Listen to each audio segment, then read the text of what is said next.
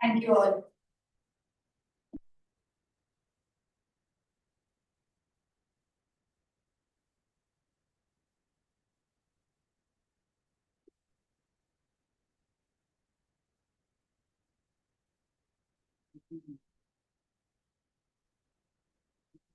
Good morning and a very warm welcome to Samanvaya 2025, the flagship HR conclave of the Indian Institute of Management Kashipur.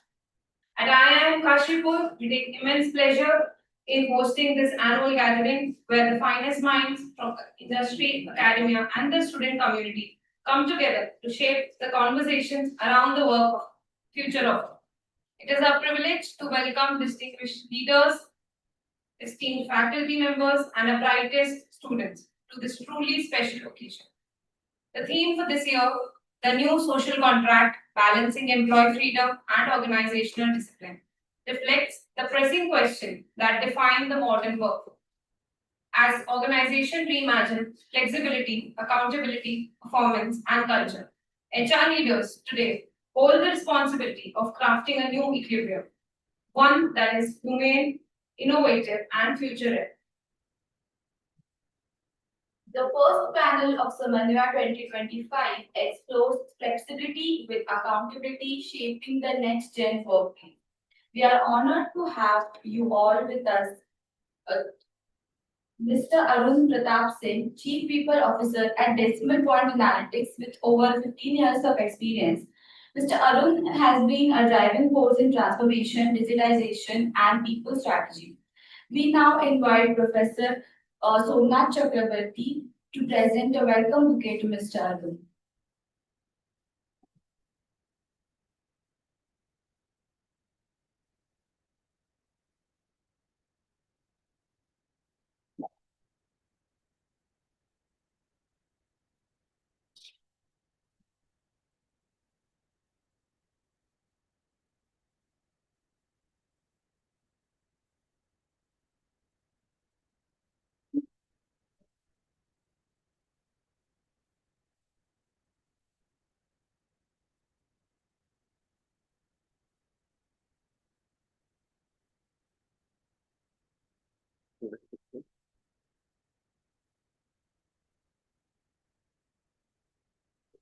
Mr. Deepak Bansal, Global TA Head at Royal Cyber.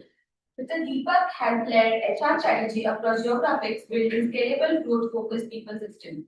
We now invite Professor Somnath Chakrabarti, Professor and Dean Academics, to present a welcome bouquet to Mr. Deepak.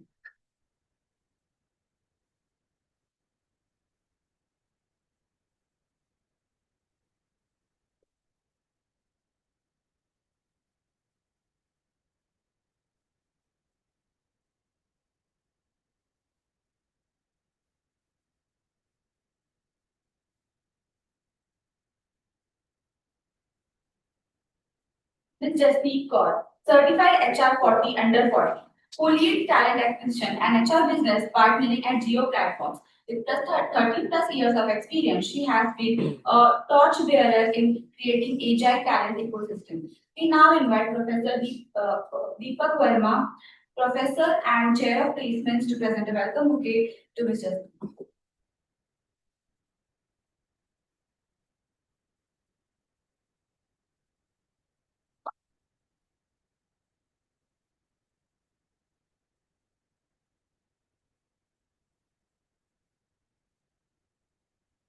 Mr. Rajul Kansal, Global Head of Executive Talent Office at HCL Tech. Rajul is renowned for enabling inclusive learning and guiding large-scale organizational transformation. We now invite Professor Deepak Verma, Professor and Chair of Placement, to present a welcome bouquet to Mr. Rajul.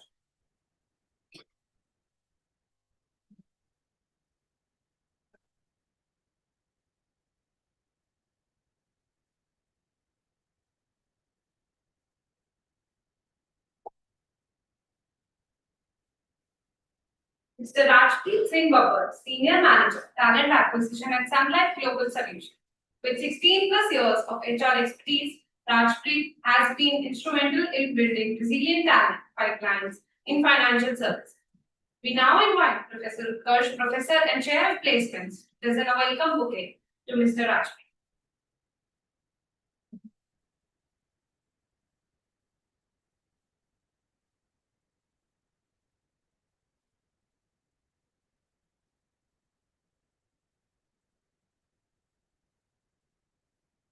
Mr. Yashwant Chauhan, CHRM and Deputy HR, Head at GAIL, with deep experience in the energy sector. Yashwant has redefined HR practices by balancing tradition with innovation. We now invite Professor Kirsch, Professor and Chair of Placements, to present a welcome bouquet to Mr. Yashwant.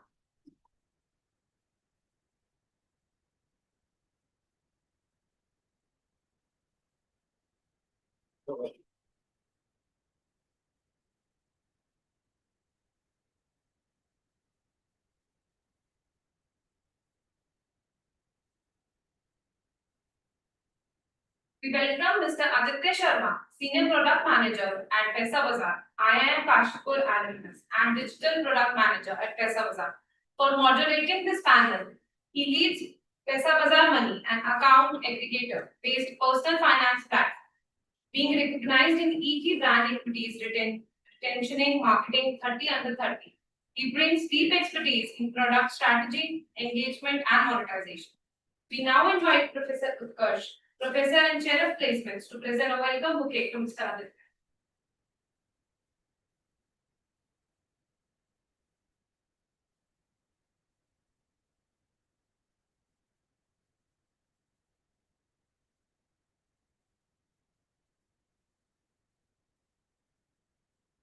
Mark the formal opening of this conclave, it's my honor to invite the guiding force of IIM Kashipur, our director, Professor Neeraj Dwivedi.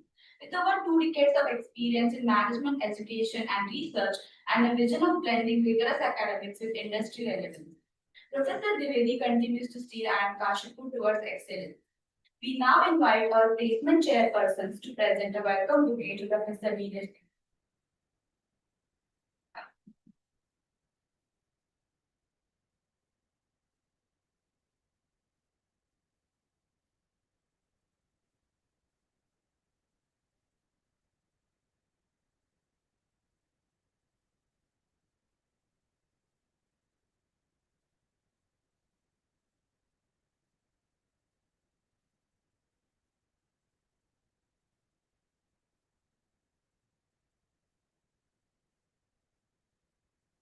We also have Mr. Manoj Kumar Prasad, Vice President, Digital Transformation and Adaptation at Reliance Industries Limited, with 28 years plus experience. Manoj has been a pioneer in driving digital adaptation and capability building.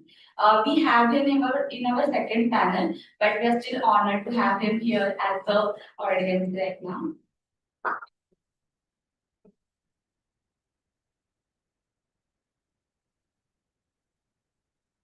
I now request Professor Neeraj Dwivedi to deliver a welcome address for Samanvaya 2025.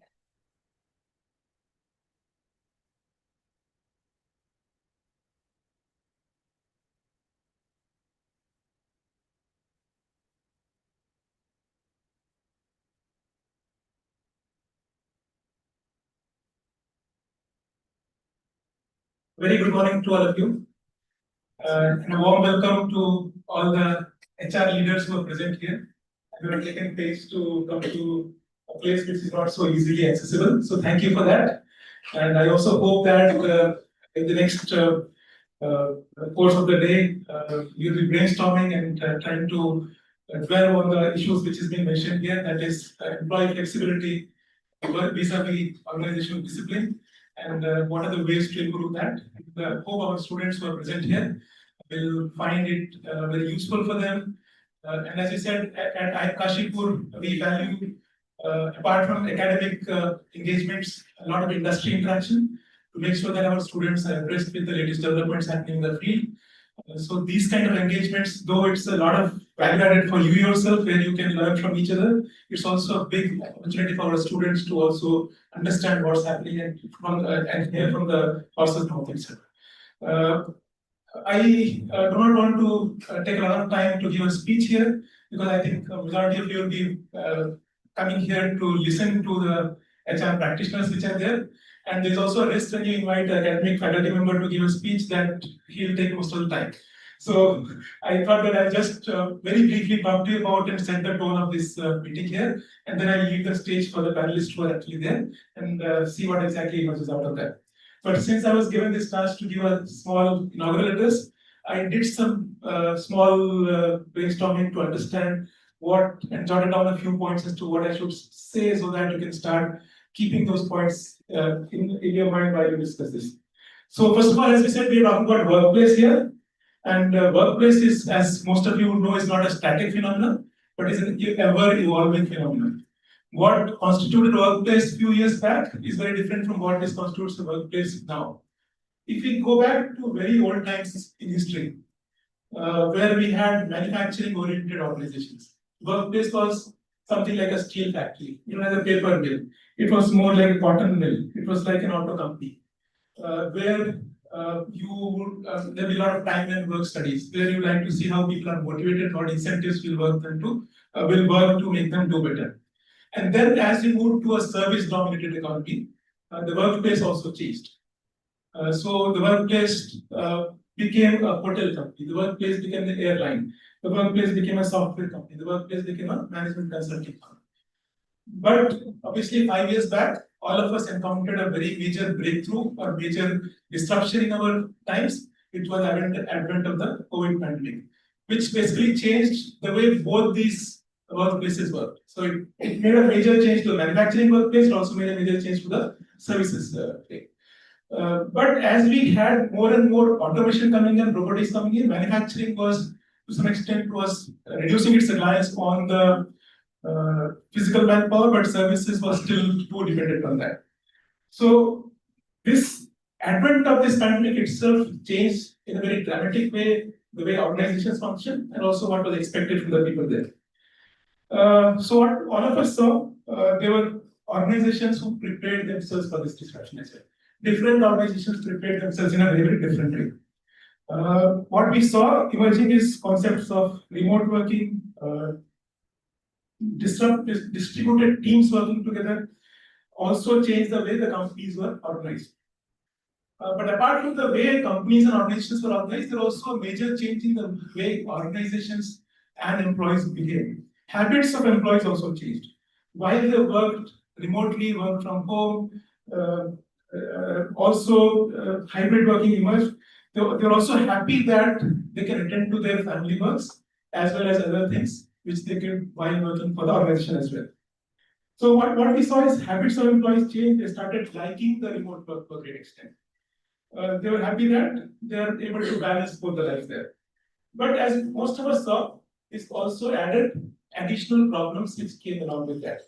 Some of the problems which you have noticed, that the concept of moonlighting, right? Although the term moonlighting came up when people thought that people can work in the night, and that's why the moonlighting came up. But then they started sunlighting, right? So parallel ecosystems will be running, you'll be working for one company, here working for other companies. This was a problem which emerged. Problems of data protection emerged, confidentiality, how companies will keep the data confidential when people are working remotely. Also, people started faking work. Some people devised ways of showing that they're online, but they're actually not online. So all these challenges are also encountered by organizations, but different organizations devise different ways to overcome that or to manage that. Some of them ask employees to come back to offices and work 100% off-site, right? Or basically 100% from office. Some allow hybrid working, different models. Even some say that we work 3 days a week, fixed 3 days, Monday, Thursday, Friday. Some said that you choose which 2 days you'd like to come to the office. But also some started using sophisticated technology to ensure that employees are present and contributing, and tries to, again, it was more of a policing started working there.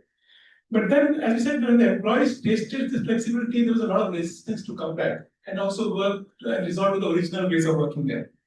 In fact, that also changed the kind of companies employees preferred to work and preferred not to work. I remember TCS when they tried to bring employees back to office. Many of them decided to rather not work and resign rather than come back to office. So again, those kind of challenges also started. So some were willing to quit rather than work the way and come back to office and work there. So again, but then this kind of a change has become to some extent a new normal. Flexibility is now almost taken by granted by employees. Employees also started valuing work-life balance. I think which was somehow left out. In fact, India being a developing country, you have expectation that you work all 7 days, you work in the night, you work office hours. After they got taste of this, they found that family life is very important. So I think when we are brainstorming here the new normal, which is flexibility along with organizational discipline.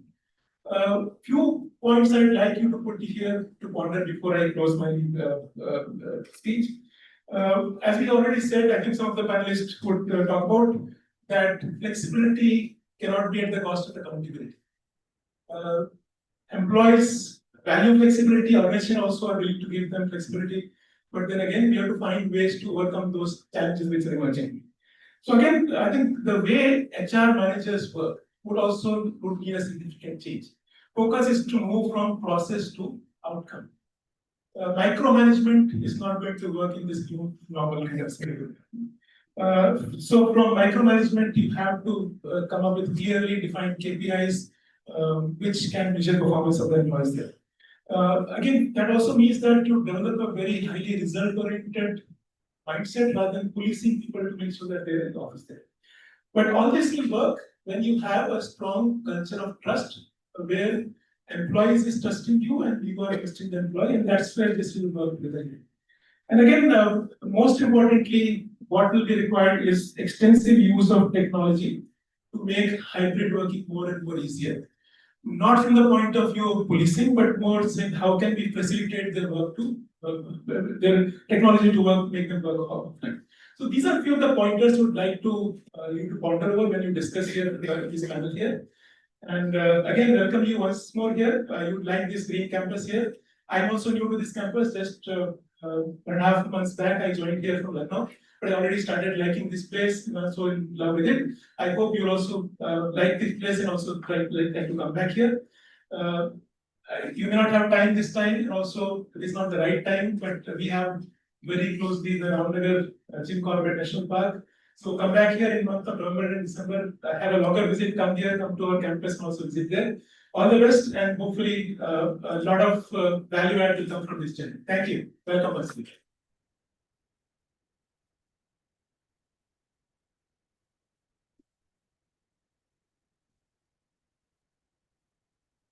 Thank you so much, sir, for such an insightful speech. I now request Professor Kunal Ganguly, Dean Development. Following that, I invite Professor Somnath Chakraborty, Dean Academics, to extend his words of welcome to our guests and audience.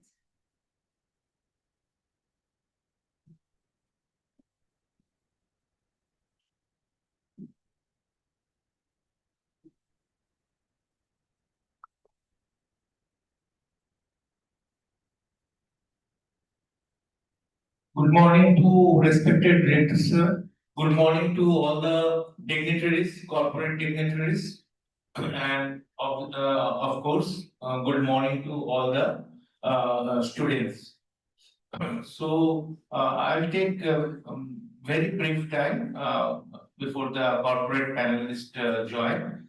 And as Director Professor Diviji has kind of outlined the tone and tenor to a reasonable extent, basically, which may be followed along with other topics, etc. So, only thing I can add to that is the very important tone and tenor that he has already said. Is that only thing I can add is that obviously for our students, I'm sure they will benefit very, very significantly from this conclave with the presence of distinguished senior corporate professionals, and they will, I presume, they will talk to a reasonable extent about emerging realities in the corporate workplace, technological realities which are coming into place, and how really our students can cope up better, can be better trained to handle with the emerging technological realities of all ChatGPT and then your other basically cloud computing, AI, and all different dimensions which are emerging. So I'm sure all of us will get a fairly good idea what are the requirements of corporations today and in the near future in terms of industry preparedness for our students, and this may give us some pointers where we are now today in terms of our course curriculum, what kind of knowledge and competency states we are imparting to our students, and where probably there may be still gap because industry is evolving given the technological realities, given the macro environmental realities, industry is also evolving at a very rapid pace. So this will also give us some pointers in terms of course curriculum design, etc. What we can do again to equip our students much better to handle the emerging corporate and macro business environmental realities. Thank you to everybody. Thank you. Okay.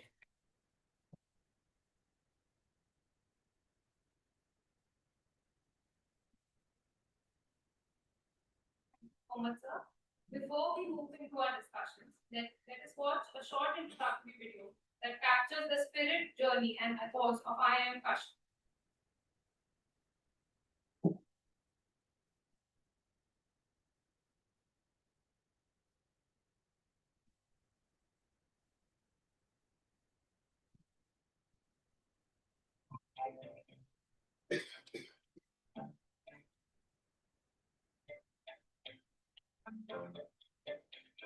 The Indian Institute of Management, Kashipur, is a second-generation IIM set up by the Government of India in 2011.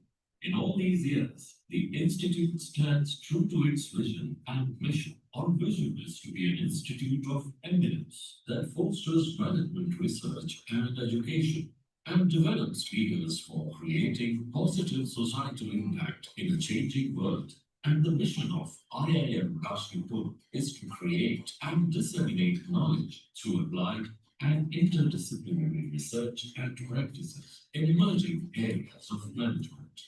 IIM Kashipur, a completely student-driven campus, from basements to functional work, from academic to non-academic activities, there is a student body for each discipline. Being a part of such student bodies and event-specific teams, students get first-hand experience of time management, working in a team, situation handling, and managing positive relationships with the administration. We aim to achieve new heights with every new batch of students. We celebrate the ups and downs of the journey of our beloved students and would like to wish them luck for upcoming years.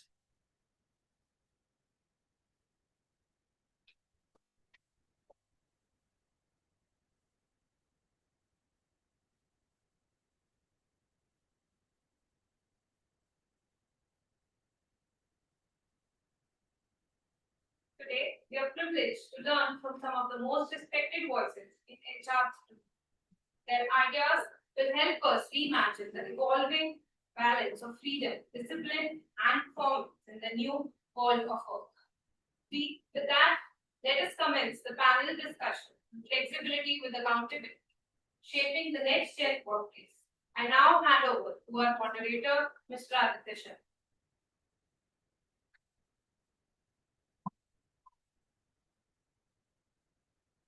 I request all the panelists to take your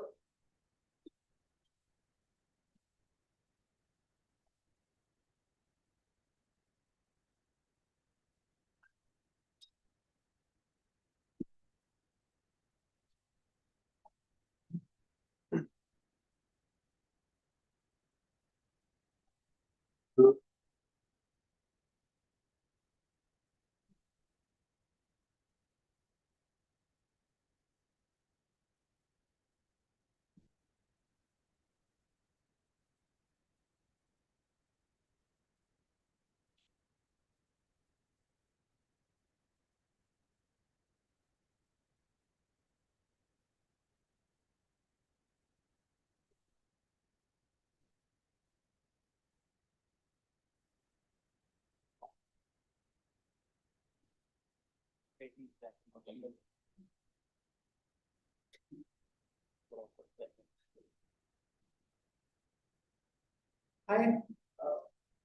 good morning, everyone. As you all know, in the so I'm also a part of your community. I was here 5 years back, right?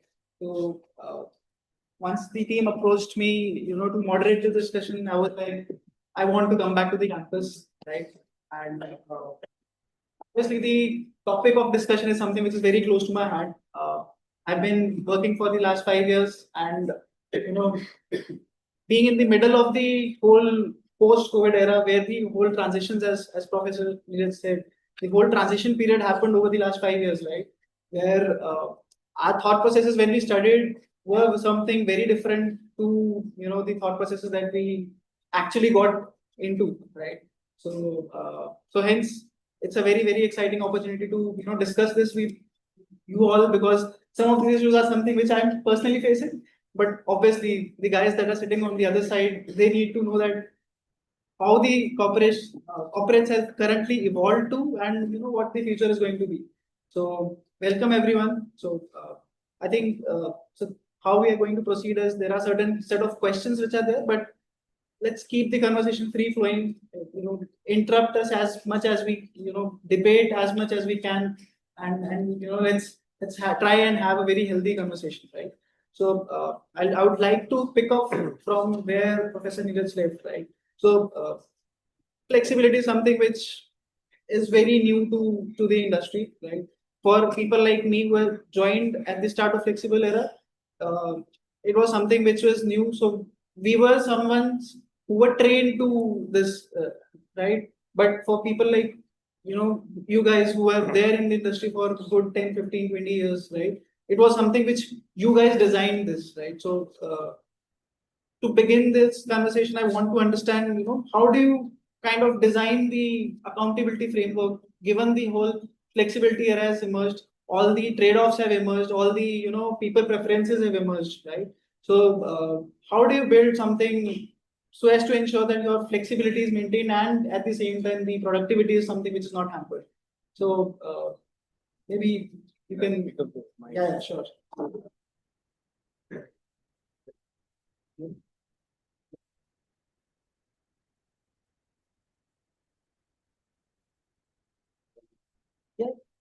Hi, good morning, everyone.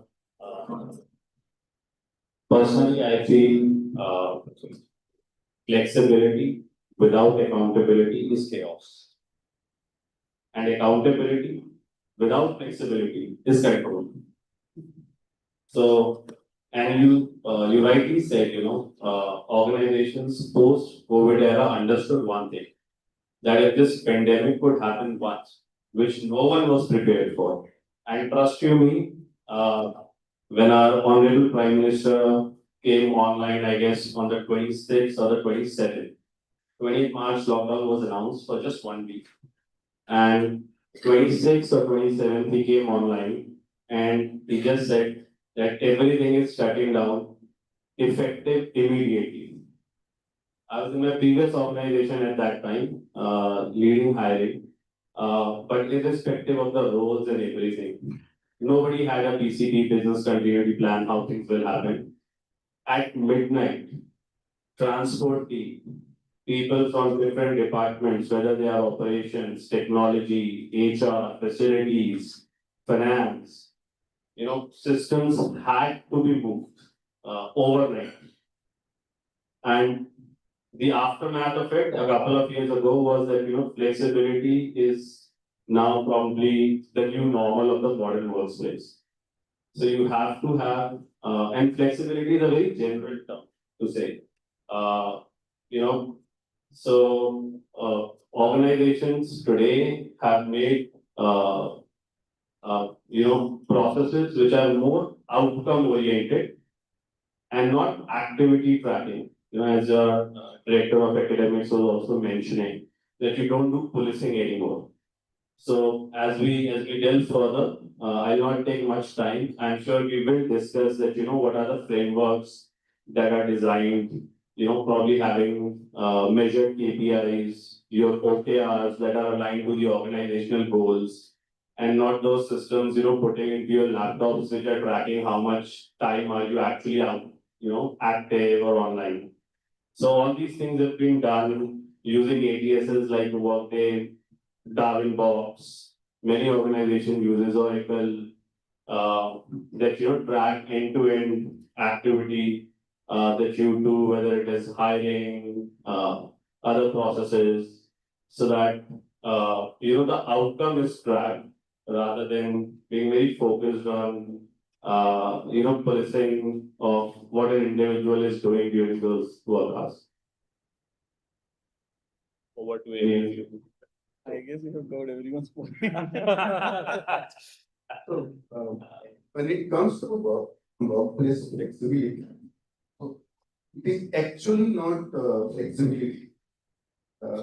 So it is the governance, okay, to manage all kind of population that you have in organization, and that comes so like you said, accountability without flexibility in terms of so you have flexibility to manage your schedule, manage your time. Sometimes you manage to your work location and how you work, where you work, kind of flexibility, but not in terms of deliverables. Okay, so when deliverables are defined clearly to you, when you have a process and systems for everyday check-ins, like generally managers do in delivery functions. So there you have your clear expectation defined, like what is expected from you on day-to-day basis or monthly basis. Then there's manager who work sometimes as a mentor, sometimes really as a manager only. So in those cases, you have clear expectation defined and he understands and he check-ins and you are on track. But it also starts from very top when your work is output based, not input based. But typically you will see service functions, typically HR also, it has been an input based system. People talk about how many man hours of training I delivered, doesn't talk about how much impact it creates in the organization. Similarly, how many people get through the evaluation, doesn't talk about how performance of the organization was improved. But if you look at frontline people who are in frontline, so there is no flexibility. So if they get chance of selecting their shift schedule, that is privilege for them. If they know their shift schedule well in advance, so if you are working in a factory and you know your shift schedule well in advance, that is privilege and that is flexibility that you have. If you want to go on a PL, privilege leave, and if you get to know that I can plan my leave and my manager will release for me because there is somebody to replace in those days, so that is flexibility. So there are different definitions of flexibility for different kind of industry that you work in. For let's say FMCG or dairy industry, or let's say hotel industry, there is no flexibility. Right? You have to be at front line. There can't be somebody serving you food around home or giving you milk, right? Today you in morning you don't get, you will get upset. Next day we close the subscription. So flexibility is very different for different people and different industries. I agree to some of the points what you mentioned, one, if you just talk about, if you have to strike a balance between flexibility and accountability, one thing is very key is basically, we need to define our outcome-driven goals, which could be a measurable KPIs. Along with it, it's very important as an HR, we have to, foster a culture of trust and ownership, which precisely, as we grow as a managers, I'll just talk about millennials because we are the one who are actually driving right now majority of the culture in this factor. So we sometimes, are afraid of delegating the responsibilities. नहीं यार ये गलती कर देगा, मैं देखता हूँ, which we just talk about a policy. So somewhere, as a leaders, we need to just have a calculated risk and giving an opportunity to the team members so that they can let them take it up, let them fall, let them get up, and we will be there as their accountability in case they are going wrong. That basically drives the culture where the trust also will build up. Now, along with that, one very key important thing is communication. If we don't have communicate correctly, and if it is not being understood clearly by the other employees, the all systems, all framework, whatever you bring into the organization will fall. So in my view, these three factors will help to strike a balance between the flexibility and accountability. Hi, so I'm kind of a big person. I'm so sorry. I cannot agree with most of the things that I've said. I have had varied experiences in City and Army. I've been an investment banker. I've had my own organization that I set up. Then I'm now working with an IT major, and I take care of the top 500 leaders in my organization. One thing that I want to ask any one of you is, when was not accountability an important aspect? Who cared about you if you were not delivering results? So to be very honest, I mean, one is flexibility is a dangerous word to use. Maybe adaptability. Flexibility is you flex something, it tends to the norm. What are we trying to achieve? Why do you need to flex it? The thing is, if I want to invest any time on you, you need to pivot to me, and you need to be valuable for me. You need to be creating value for me. That's the base of everything, right? You get scared of AI and this and that. We were in a discussion, and I don't know if I was popular or anything, but I just said, I mean, the AI is pivoting to you. Why do you need to pivot to them? Every advanced version, every new version is saying that now I can understand the base level language to more accuracy, which means they are taking away specialization.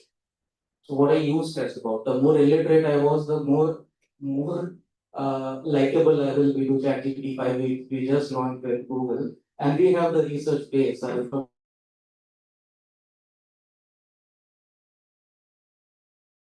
Of the world. 2 years ago, there was no business case for AI. We forced them to create a business case for AI. They were just creating a commercial use product to make it commercially viable for every individual. They wanted the entire population as their customer base. What are we even saying? We want to study this, we want to align this. They are aligning all high level languages. Anything which was a specialized area of work is now a generic area of work.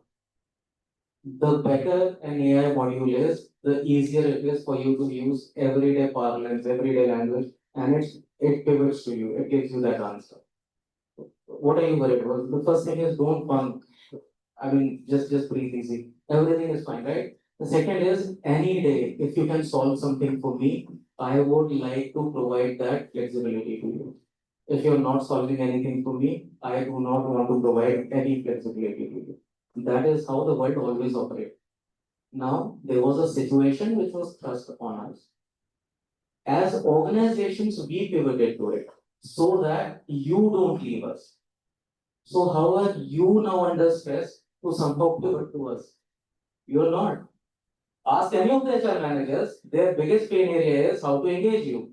And when we go to the colleges, most of the discussion is about how do you pivot to us. It's a chicken and egg story. So, the thing, just relax. We are pivoting to you, right?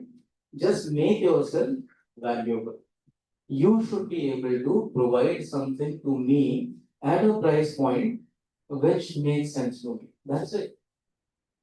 Your value to any organization will be that you are bringing certain kind of intelligence that is at a rate which is lower than, let's say, millions of dollars that we are paying to all the VPs and above, right? So if you're bringing some value to us, which is at a cost price which is less, you are highly valuable to us. The problem is you start pivoting to everything. Then you become how should I put it? You're I don't want to actually I wanted to avoid that one, to be honest. Yeah, there's nobody is a jack, to be honest. So what I'm saying is be a specialist in something, provide that at a valuable proposition. Make a valuable proposition to the corporate, you'll always be valuable. Right? Ask any of these HR leaders, they'll give you a lot of things, but at the end of the day, their CEO is asking them, how are we pivoting to you? I mean, all of this then becomes fluff, right? So just relax, but be very clear that you need to sense your environment. As long as you are able to operate in the environment around you, you're good to go. Yeah, but that's my. So that is the typically organization where millennials are driving the culture, and that's how we think. Typically, that's how we think. But when you come at Gen, let's say Alpha or Gen Z, so your thinking is entirely different.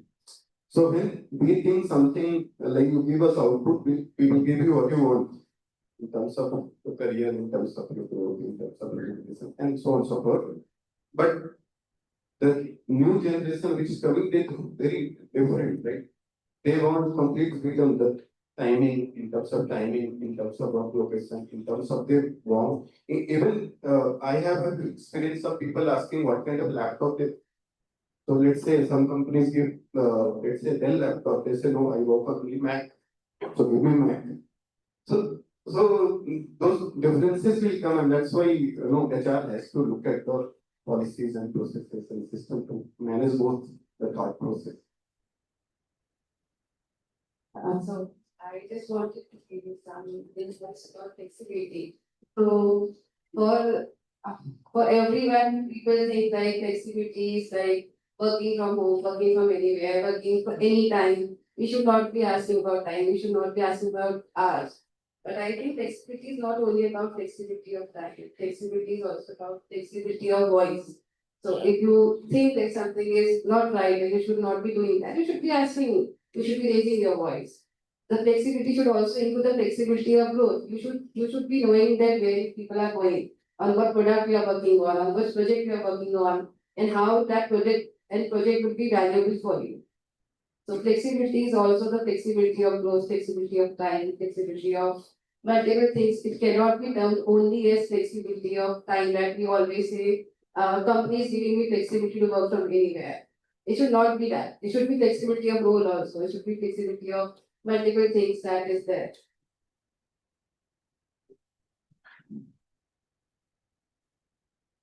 Good morning, everyone. First of all, everybody, warm greetings to our esteemed panelists. And a big thank you to the organizing team of IIM Kashipur for very kindly inviting. So my thoughts on the topic, I think a lot of very important points have already been shared. But I would like to reframe it in a different sense that flexibility is, let's have a look at it from the agility perspective. So I think as organizations, agility is not a purpose anymore for any organization or for any individual for that matter.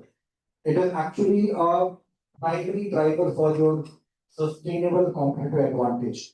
If you are not an agile organization or if you are not an agile individual, you cannot sustain in the market. As you rightly said, that if you don't bring that value at a price which is affordable for any organization or individual or society, your value will not be actually in cash equivalent. And that is where your true value comes to the organization. So I believe that the flexibility, adaptability, agility is definitely important for any organization, and it actually enables the individuals to evolve themselves over a period of time. Today we are talking about a scenario where we are not no longer just talking about degrees or diplomas or PhD. We are talking about competencies, and competency not just from the skill lens, which is a very I would say wrong way of looking at just one thing. Skill is your ability to do a particular task, but competency is your knowledge, skill, and attitude put together, along with the commitment to drive things in the organization. And obviously, any commitment cannot be without the integrity and trust, which some of the panel members very rightly said. So it is only when you have that integrity and trust you can truly unlock the true potential. So I think from that perspective, definitely agility is the key way to for the organization and individuals. And secondly, I think one of the other point which was mentioned, very relevant one, that today's organizations and today's individuals are looking at organizations which will bring them platforms which will be outcome driven and not your presence driven. So your presence in the office is not important to us. Your outcome and impact is highly important.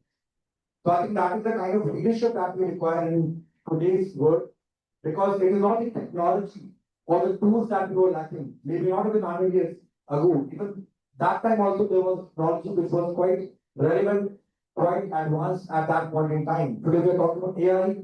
Tomorrow it might be something absolutely different. Slowly we are moving towards whether we call it machine learning or Internet of Things or blockchain or 3D printing. It will keep on going for the next 100,000 of years. But what we lack is the true leadership, the clarity of leadership to drive things in a sustainable way.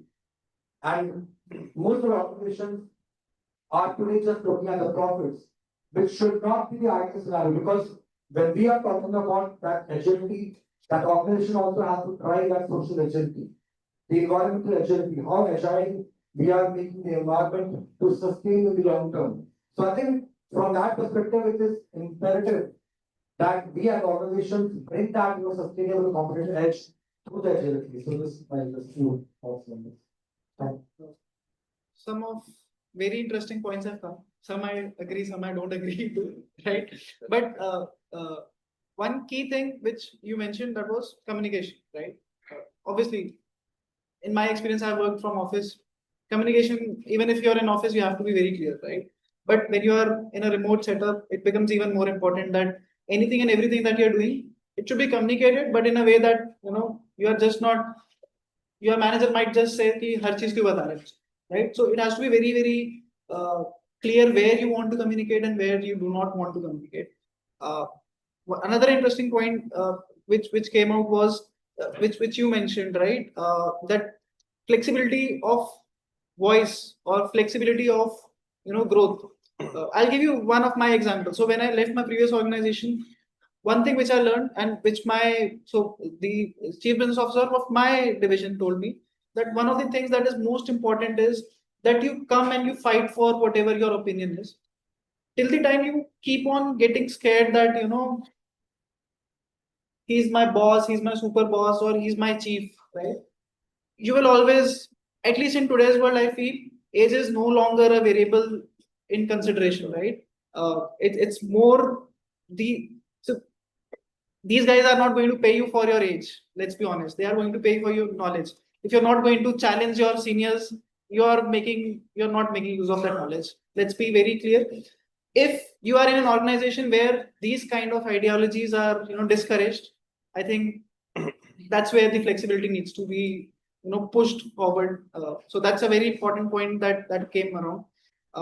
One thing I wanted to ask you, particularly you, because most of the leaders here are from digital ecosystems. You are from an industry which is still a largely offline focused industry. How do you drive flexibility there? Because and to be honest, I want to understand how this whole COVID era, whole post COVID, how those kind of industries are getting impacted and how they are treating these kind of flexible opinions. That is something which I wanted to understand. Thanks for your question. I think as far as our industry is concerned, so I come from the energy and oil industries. So I think when COVID happened, which was a black swan event in our global arena. So at that point in time, for us, it was not just about our choice. For us, it was the real passion to drive the economy at large, because all of the industries were dependent on energy at that point in time. If we had stopped, things would have definitely gone into a very different shape altogether. So I remember, when he mentioned that the Prime Minister announced the lockdown, I think within 14 days we were in the office. And there were hardly any individuals on the road at that point in time. I remember, taking passes and going to office and making sure that we are driving the organizational overall resilience. So I think from that standpoint, definitely it really helped us. So for our organizations, wherein the energy is very important. We are running almost more than 18,000 kilometers of natural gas pipeline network. We have the largest and the longest LPG pipeline networks in the world right now. So it was really important for us that we maintain the supply chain at that point, which was a very big problem for many of the other industries. But we made sure that by not exposing our entire people to the COVID wave, but by maybe replanning it in such a way, in such an agile manner, so that we are able to operate with a skeleton workforce at that point in time. And we were among that skeletal workforce on a lighter side, but I think it was a great experience. Uh, Having said that, even the sector like ours, which is again, remotely located, many of our plants are at locations which you might not have heard about. Okay, I can tell you an example of a location such as Ramgarh, which is in Jaisalmer. We have actually have 4 employees. They have to travel 70 kilometers each day to and fro from Jaisalmer to Ramgarh. So to understand the pulse of the people from that lens is a completely different leadership style altogether. So I think it really helped us in that sense that how do we need to take the organization forward with that kind of arrangement because we have quite a few locations within the country and abroad as well. Our group currently is comprising of almost 30 companies in the domain of natural gas or city gas distribution or petrochemicals or exploration production liquefied natural gas, hydrocarbons, and even in the this renewables energy segment, which is in the wind and solar domain. So huge challenge on that one, but I think with the help of technology, we were actually able to make things agile, and that's why I mentioned agility. That really helped us to bring that sustainable competitive edge in the long run. And even right now, also many of our the plants and even the pipelines are having the best of the technologies, and we are also integrating. So I'll just give you an example. Earlier we used to maybe survey our pipelines through a helicopter, but now we are using the technology of drone, which is much cheaper, much reasonable, much faster, much smarter. And now we are slowly moving towards a scenario where we are going to implement and maybe integrate artificial intelligence and other algorithms to kind of proactively assess where the leakage is happening. Okay, so that we can save the lives at large and at the same time continue with the business continuity. Thank you. Very interesting. So, from what I get is for maybe digital organizations, flexibility meant sending people home, giving them the flexibility to work from everywhere, anywhere, till the time the work's being done. But for some of the offline based organizations, maybe flexibility of those kinds were not offered, but maybe flexibility in terms of policies being relaxed. Maybe you might have allowed, as you said, thinner workforce was maybe shifts were implemented. Maybe people were said that okay, fine, these kind of people you need to come 3 days a week. The others maybe 3 days a week. So that's a very interesting thing to look forward to. I just want to understand why we consider flexibility only from the physical flexibility. That's the whole mindset of Exactly. the general population, or I'll say general corporate workforce also. Right? Now, if I have to ask you, you have answered yourself. Where it starts, mindset. Yeah. So even before your body gets involved, your thoughts get in. Yeah. It's a starting point, right? So when we talk about a flexibility, it has to come from here.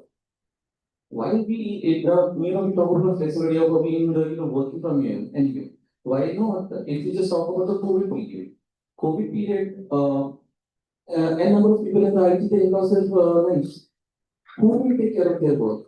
How do the organization will run? Were they ready for a BCP? May not be. But are they ready now? Yes, because they have made the people flexible, agile, adaptable to learn and new technologies, being into the dual roles. That's also flexibility. Interesting. See, your idea of flexibility is just an oxymoron. I keep laughing in my head and sometimes physically. What I'm saying is, you're talking about flexibility as if something appeared out of thin air. The biggest IT employer, Accenture, became flexible to physical workspace 17 years ago. 2009, they pivoted to that, right? IDEMIA was looking at augmented reality for defense forces much before that. And to keep everything safe, the armed forces are still operating with dot metrics. mainframe is as relevant today as it used to be earlier. When all your pivoting, when all your layers fail, you go back to the mainframe. Anybody from IT world is with me, right? So you use finance supposed to. I think that's why I'm so okay. Anything that we do not understand completely, we pick up 3 or 4 complex sounding yet loosely understood words, and then we play around with them. All of this existed more in manufacturing than in IT space. Another mythbuster for you. The IT has not yet caught up to the level of automation in the JCBs, if you pick up any manufacturing organization, like biology. So in mathematics, you can say assuming the other variables to be constant. And my daughter, who was just 10 years old, was having a discussion with me. So I said, no, mathematics. She said, that's just a tool for, what are you talking? It's just a tool for calculation. Science is biology. Can a doctor say other things remaining constant? You can't. So you have to be more precise in biology than you have to be in mathematics. It's just a matter of perspective. So what I'm saying is you need to understand things at a depth here. Sometimes we become so superficial in what we want to do, and then we cry out loud when we don't get selected. People who are delivering value, they go to the last point of what is it that you are aggregating at the least possible cost? Is it valuable for me? Tools keep evolving. You work on an Excel sheet on some area of work, you will evolve a more efficient way in 10 minutes time because you're repeatedly doing that, right?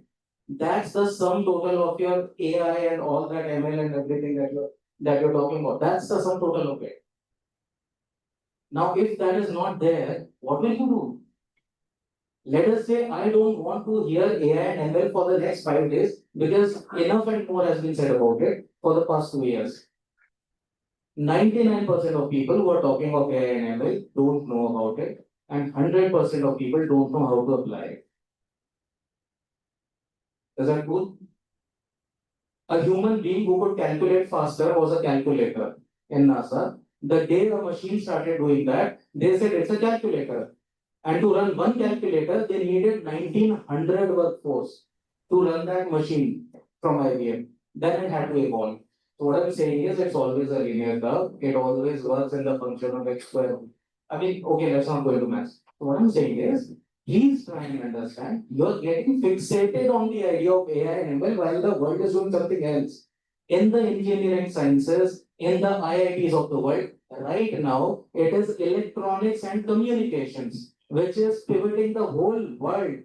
And you are worried about, you'll be surprised at how many new campuses have come up.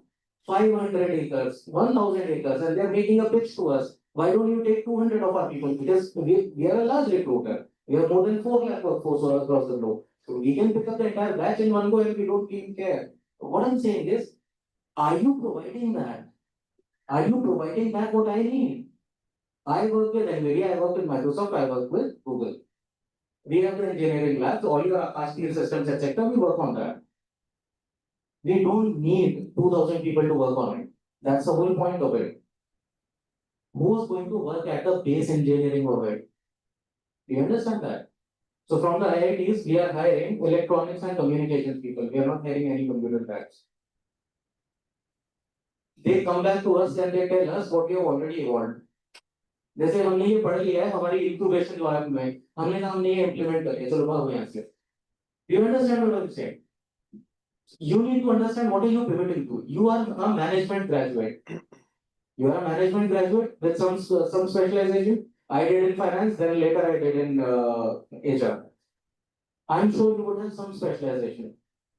What are you solving for me in that specialization is what I'm interested in. If you're sitting in finance function, I'm not giving you an engineering problem. Do we understand that? Right? You confuse yourselves as a higher numerator than ever existed. You are at the denominator right now. Please worry more about making yourself relevant to the organization, your line of specialization. Any day, 50 people will get selected who can solve 10 problems for me. I would also like to put my best bet in 4 5 people on each problem, right? You understand that, right? So don't worry about the global problem. Once you become a global leader, you'll have enough people to solve it for you. Right now, solve your problems, right? Your first issue should be where are you making the first million bucks? The first million is the most difficult. The day you get 10 CR in your account, the rest of the 10 CR, the next 10 CR, it creates itself out of thin air, and I can testify to that. So what I'm saying is, please do not worry about the bigger problems. You keep worrying about bigger problems. We are here to talk to you about what is relevant for you, isn't it? That is the agenda, right? Why do you care where my profitability is coming from? No matter how many graduates I hire, it is not going to come from one individual, right? So how are you making yourself valuable to me? That is what we should be pivoting to, right? These are new questions there. Worry about that more. Isn't it? No one individual is solving the entire organization's problem, irrespective of which organization you go to. Relax. Yeah, I agree. And whether you just talk about flexibility and everything, just want to praise it. Many times I do the lateral interviews, leadership interviews, in fact going to the campuses in IITs and I. They tell me as that you provide the flexibility to work from home. I said it's never a flexibility, it's always a facility. My organization, 90% everyone is work from home. Should I call it a flexibility? No, it's just a facility which is given by an organization. So it's it's a notion that okay, work from home is a flexibility. Whether you sit and work at home or you sit and work in office, you have to work. So flexibility can. It's just a change of a location. In fact, for that tour, what we have done it, we just put a wallpaper. We use some of the technologies to that you just put the environment of your room becomes an office. You feel like you're sitting in an office. So much of office. So it's first of all, as a management leaders, we need to take it out from our mind that flexibility means work from home or work from staycation or work from anywhere. It's never a flexibility. That's a actually a very insightful perspective that you're given. Because I think that's the mainstream idea of flexibility, right? And that's the I think mainstream challenge also that everyone wants to work from home, everyone wants to do this, wants to do that, but largely speaking, I think the different kinds of ideologies that are there, it's actually a facility, and there is a counter opinion also from employees that employees also feel that who actually work from home, they feel यार हम 12 घंटे हम सिर्फ काम करते हैं. मैं आपको नहीं मैं बहुत 3 वर्ड में खत्म कर देता हूँ. मनसा वाचा करना. What you think that you speak and what you speak that you become. Stop thinking that flexibility is a kind of a work from home. Even if you're working from home, think it's an office. Repeat it and you will start feeling it. That's what you become. Most of the people who have a high velocity career, their questions were very Agree. Now one more. All your parents would have told you, ask me 10 times, I won't say anything. Is that true? So any organization that is talking about flexibility is a mantra, this and that, they just want to keep 60% people stable because somebody has to do the dirty laundry job. Rest of the 40 are talking quality, logical things to build something, to build value. They are the people who have high velocity careers. I have never heard that person. I am 42. I've been into consulting for 5 years. I've done 7 different industry changes. Not for a single day. I could even think of it. I mean, to an individual, a problem statement is more intriguing than where is my desk. I don't really care where my desk is. I've taken calls from my car because I was on a runway. There's a German runway which runs on more than 160 miles, right? I mean, at breakneck speed, the cars are passing by, swooshing by. I had parked my car there on hazard light on, and I was talking because I cared more about what SAP CEO is going to take the decision on. I didn't care kitni cars are there. So my point is, do not worry about flexibility. The organization has always been very clear, they want to hold you accountable to something. Dread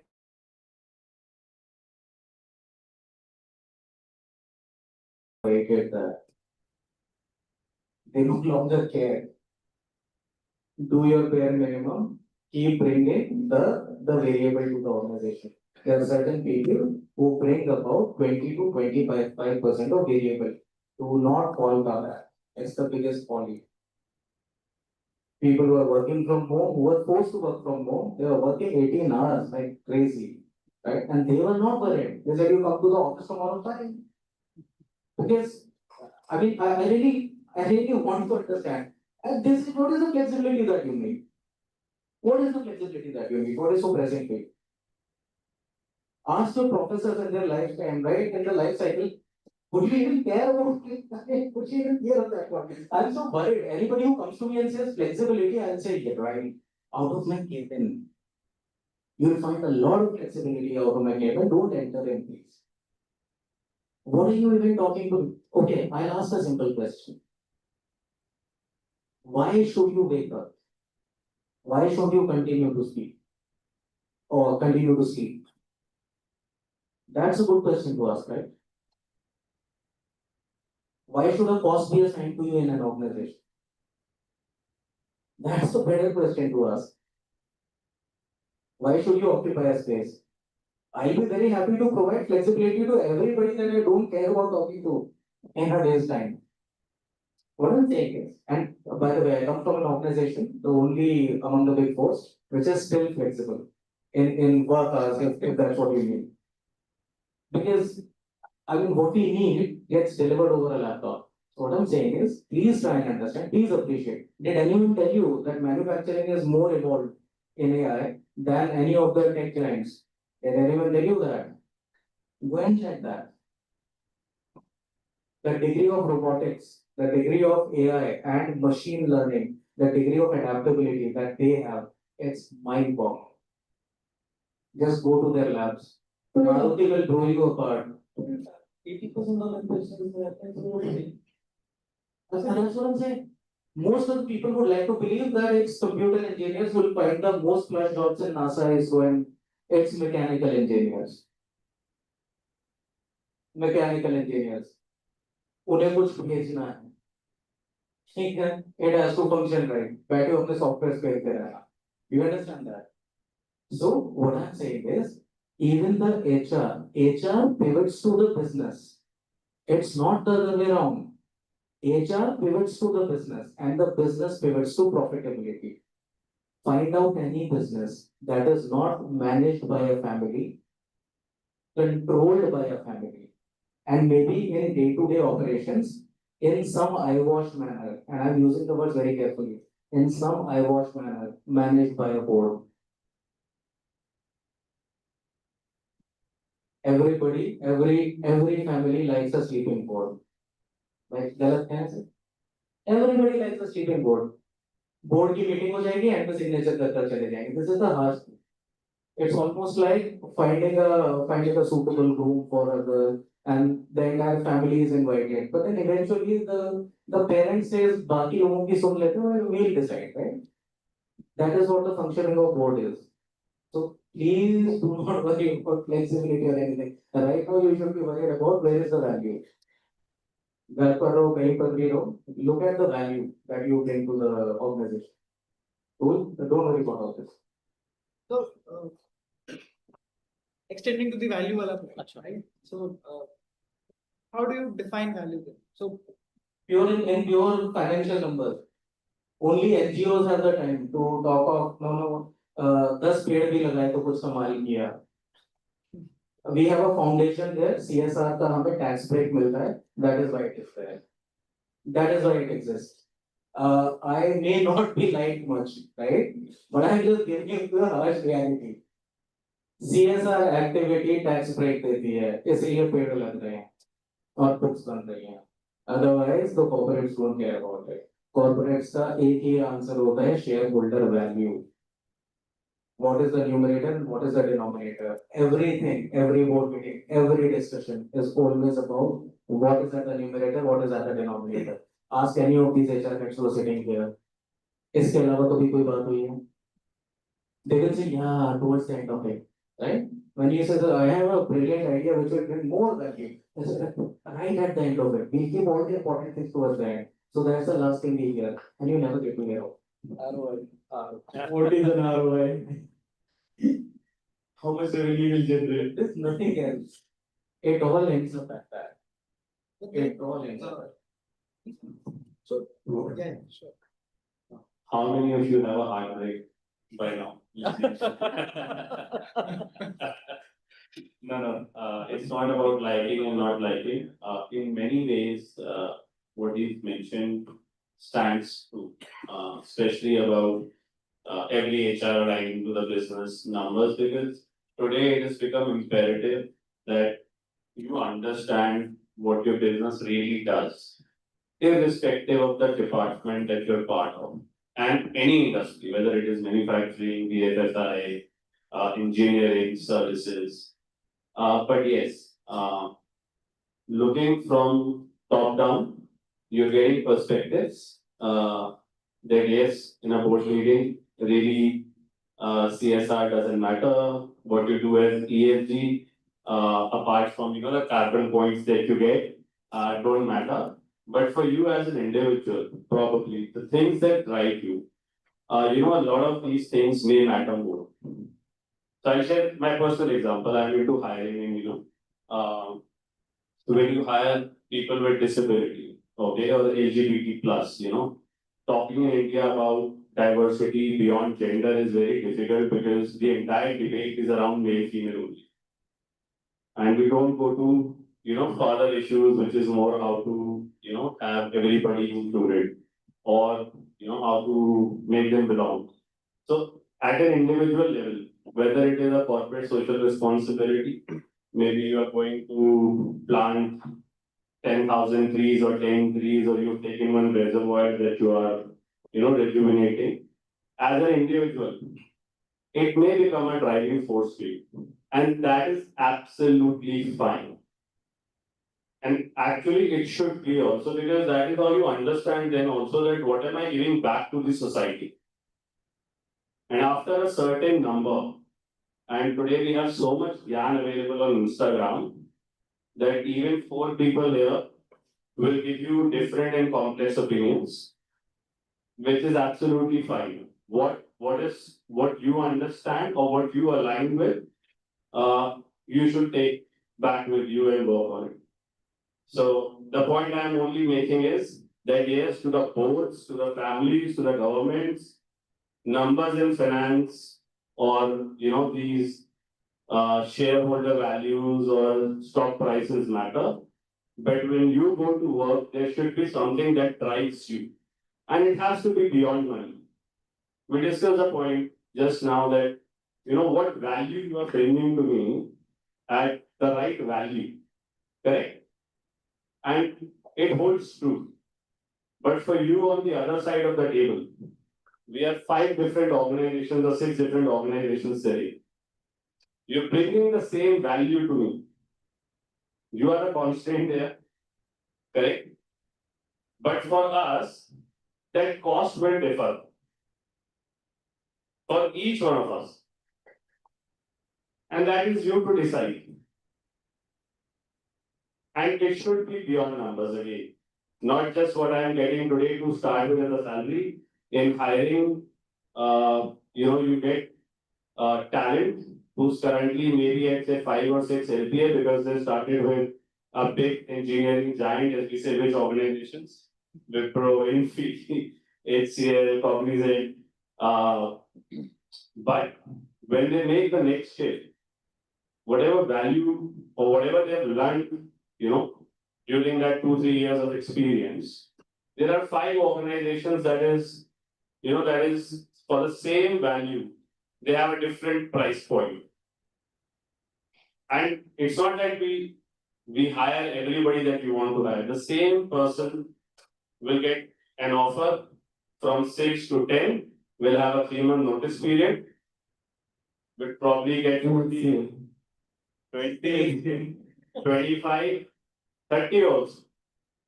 So it is you who has to decide that the value that you are bringing, what should be the cost point of it. Do not let anyone decide that.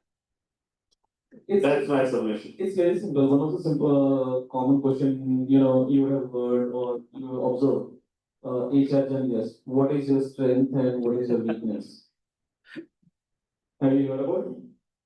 Your strength is your value. Focus on it, work on it. And second thing is we are talking about numbers, shareholder value. That's absolutely I agree to it.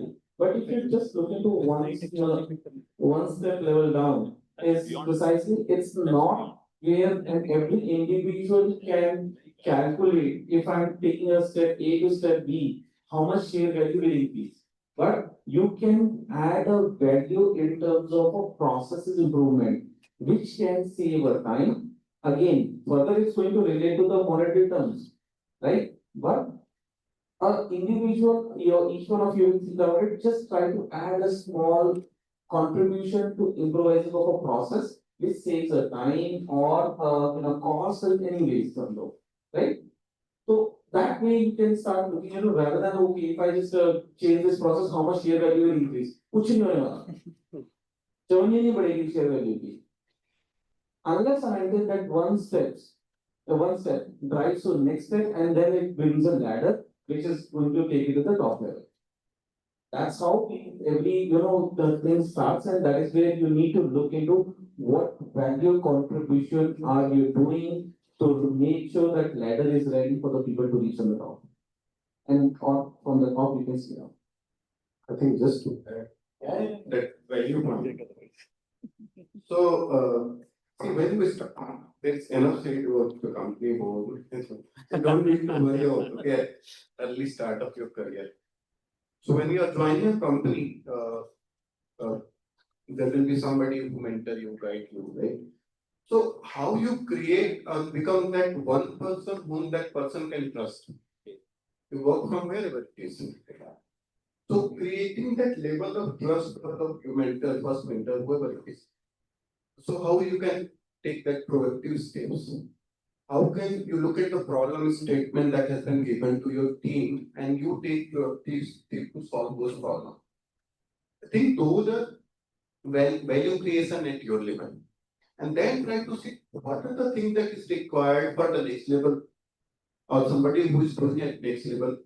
Can I learn now those things from these people? Can I try to solve? See, failure is also okay when you start your career and people forgive it. But that failure gives you a lot of learning. So can I take those risks of trying and failing and learning faster? So even organizations are nowadays doing this, try fast, fail fast, kind of at low cost. So you can also do, but that will create a value for you. So at early career, you need to be selfish and create value for yourself at the cost of organization, I guess. And then you create value for the organization, so they will create value for you. Agree. No, that is absolutely right. I just wanted to ask one question. Let's come back to flexibility. Let's check your flexibility. I'll tell you, I teach analytics, business analytics at this, and there's a batch of 30 people. I said unpaid internships to all 30 of you. Only 6 people came. I can't divulge the replacement offer they got because of those 2 months that they invested in unpaid internships. Right? That love of 25,000 multiplied by 2 or 3 months, it costed dearly to the rest of the batch. And these were just BA analytics. They were not even MA analytics. Imagine getting to work with, so what did we do? We placed 5 with Microsoft, 5 with Google, 5 with NVIDIA, 5, and we said, you start working. Imagine the exposure of technology and real world scenarios that they are getting. Are you flexible to, let's say, in my first job, I picked up investment banking with Barclays, and I said maximum of my salary would go to post-performance bonus. When people were getting sacked in 2008, I made 135,000 pounds as my bonus. But are you flexible in that? Are you flexible in that? If I were to ask any of you, how many of you will be willing to work for an organization for 1 year and get most of the remuneration as post-performance bonus? That is flexibility. Not choosing a technology or a specific area and see what is your exposure. Relatively limited, and you would have already chosen your specializations, right? Are you flexible to change your specialization? That's another set of flexibility that I would require. So flexibility for you should mean pivoting to what works for you, as he just said. You may not be valuable right now to the organization, but what is the value that you bring in terms of your adaptability to it, right? Look at that as a spectrum of flexibility or adaptability.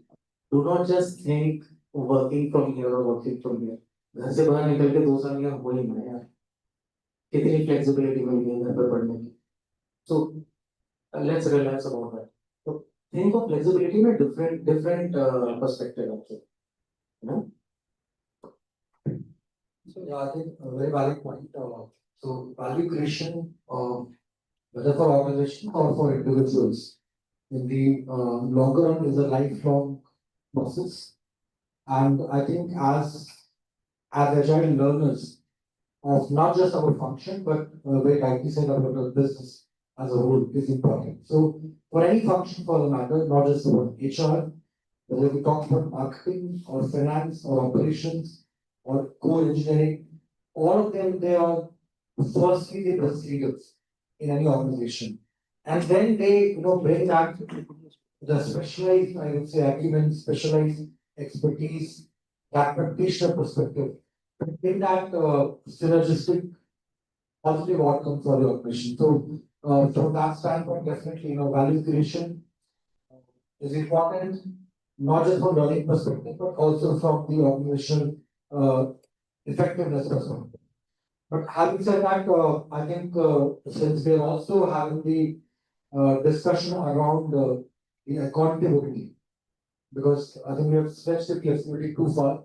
So let's bring that now to accountability and next gen perspective, which is also equally important. You might get the flexibility in terms of the talent, not just limited to physical space, but do you as organizations care about the agility of the talent? Like, for example, you have the teams, in a global world today, we have distributed teams.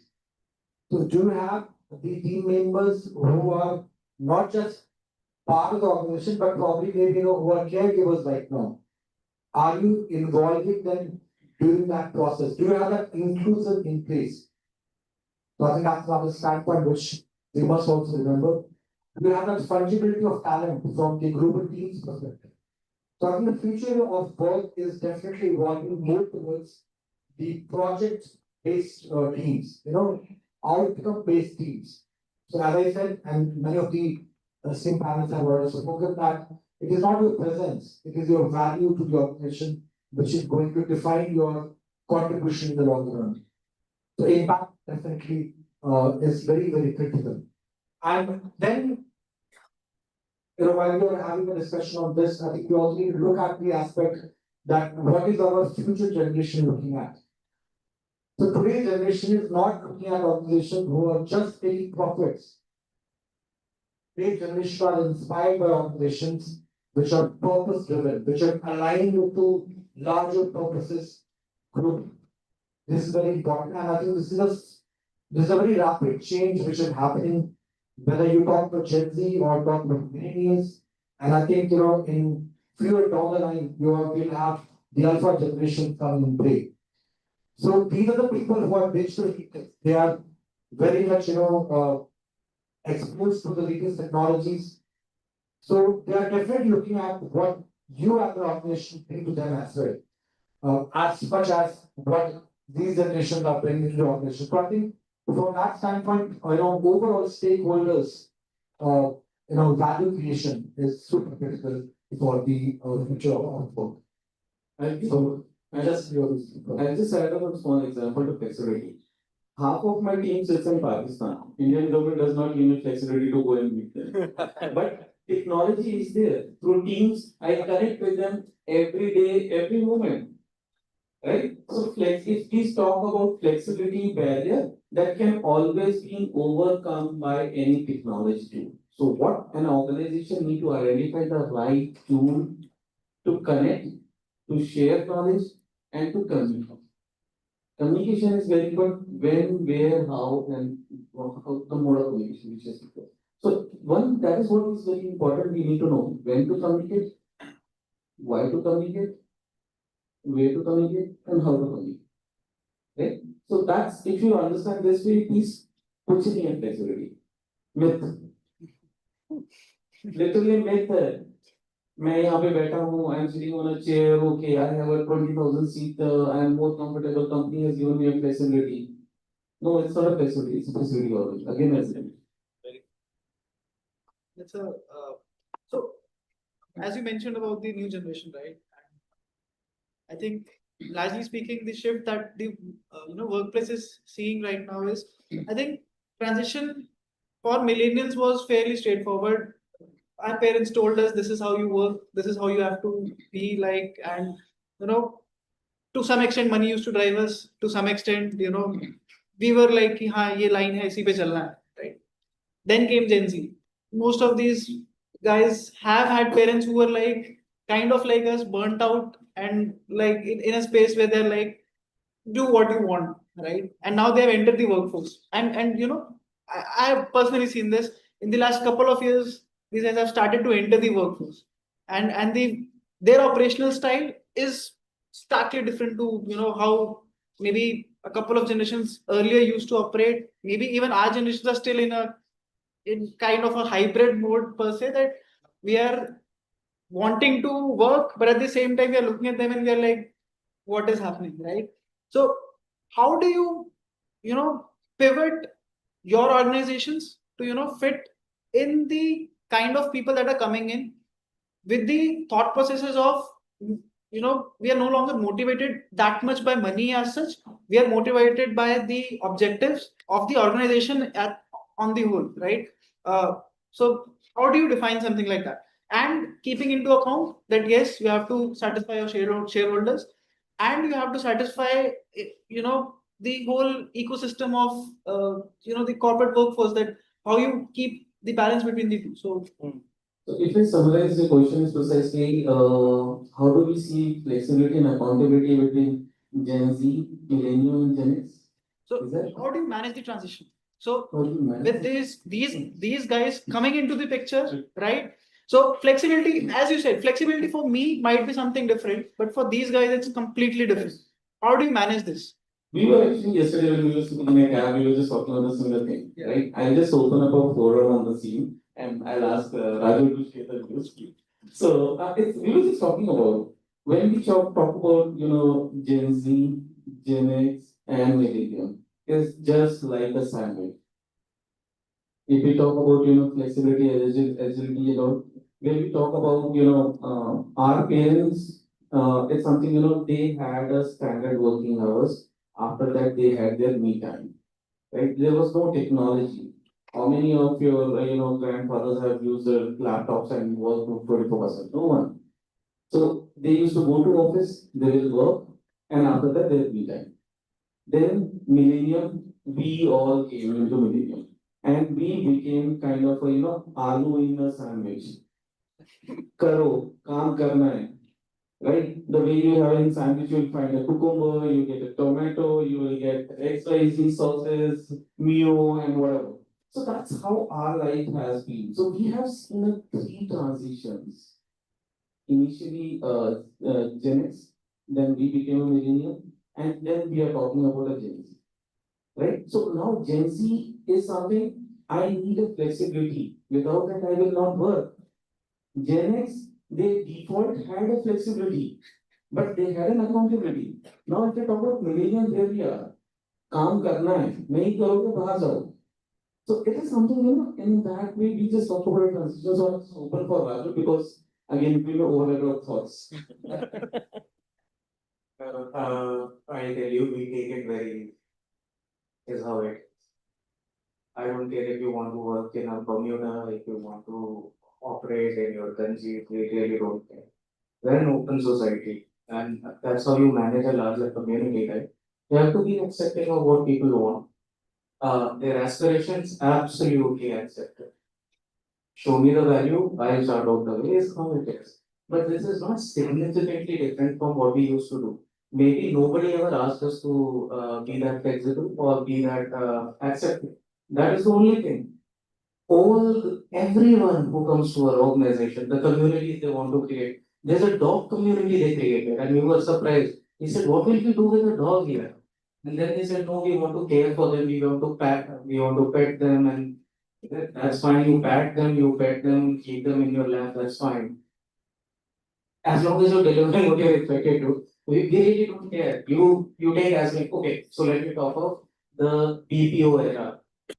In 2000s, the BPO era came. Everybody wanted to be on Miami Beach in the offices.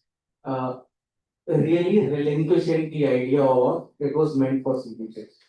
Right?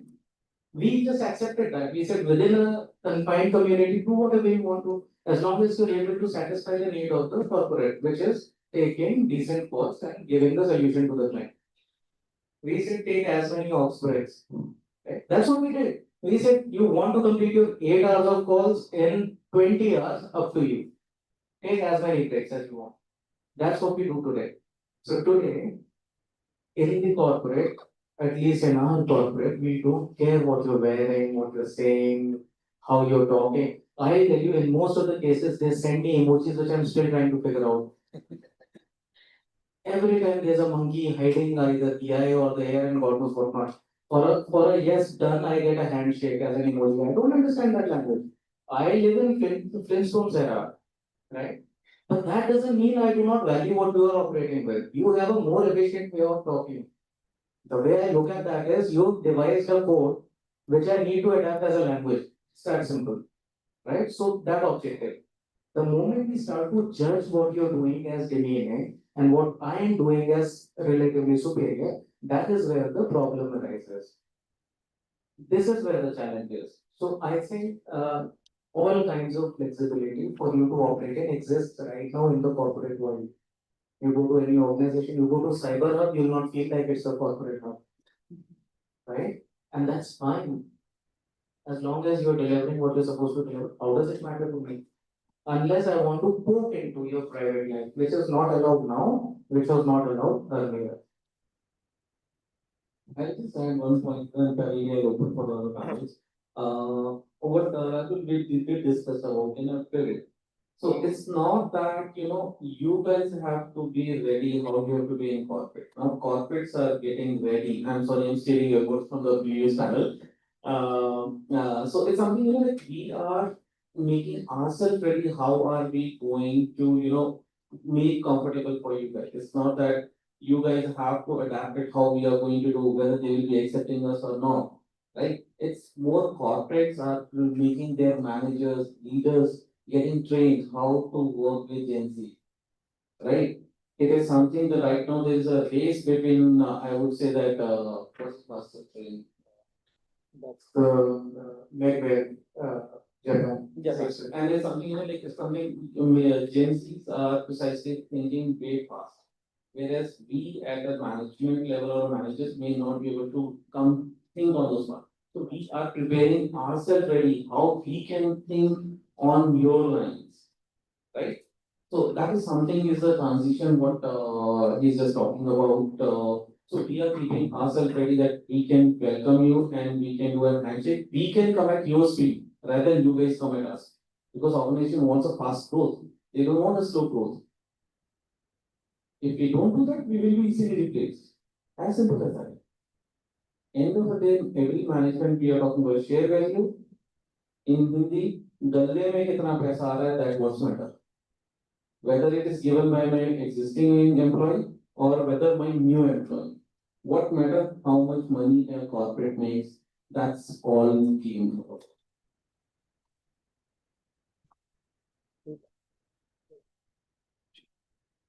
So, one more thing which I wanted to talk about when you said investors focus is something which everyone is looking at, right? For maybe millennials who are in the ecosystem, the accountability, you have defined certain metrics, you have defined certain boundaries, that these are the boundaries based on which you will be evaluated, right? How do you pivot that for these kind of folks? Because that's the whole so Another mythbuster, they have the value proposition. We sell them as a service. We sell, so we are in service industry, right? Yeah.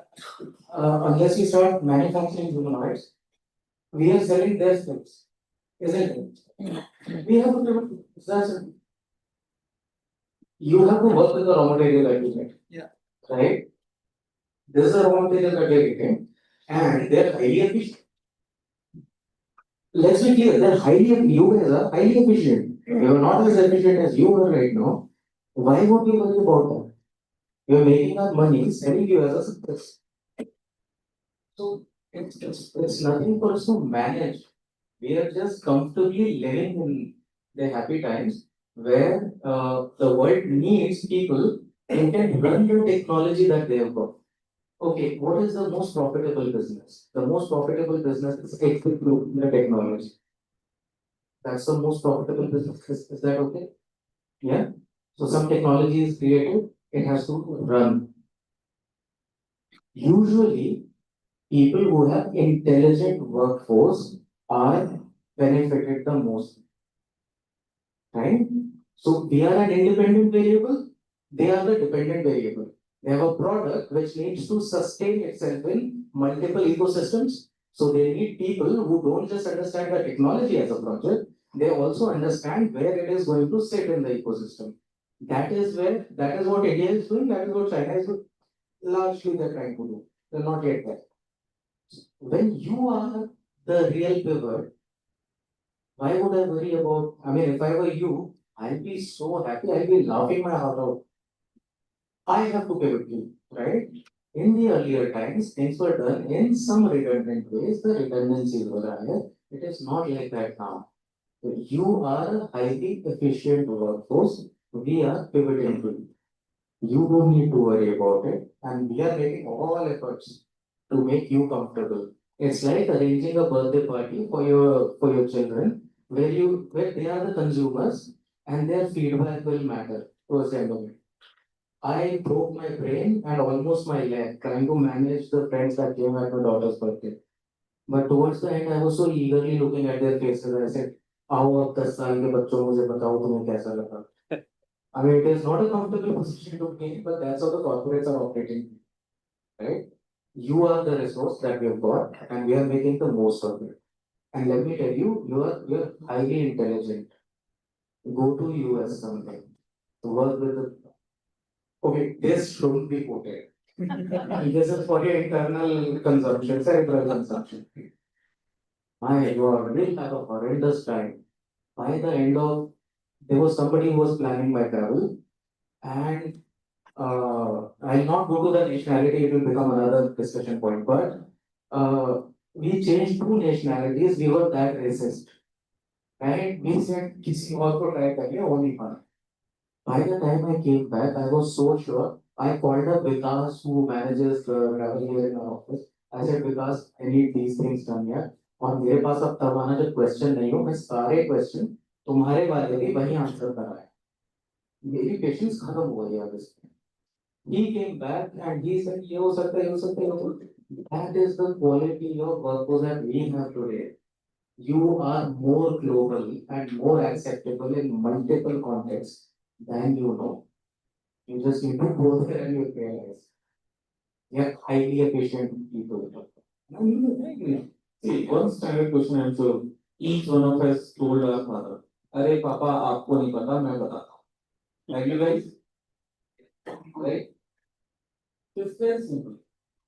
Now, it's something you guys have more knowledge than the millennials if you just talk about. Yes, we do carry the experience we carry the hardship experience of falling down and raising it across, right? So our thought process also limits out and somewhere we restrict our, third eye around it because we have a risk नहीं यार ऐसा किया तो ये ना हो जाए. So we also take a calculated risk around it. Whereas Gen Zs, they always play open like a Shiva आया हूँ मारूंगा जाऊंगा नहीं फर्क पड़ता मेरे को, right? So that is what we are also getting the pivot to you guys that we have to just get aligned to you guys on that.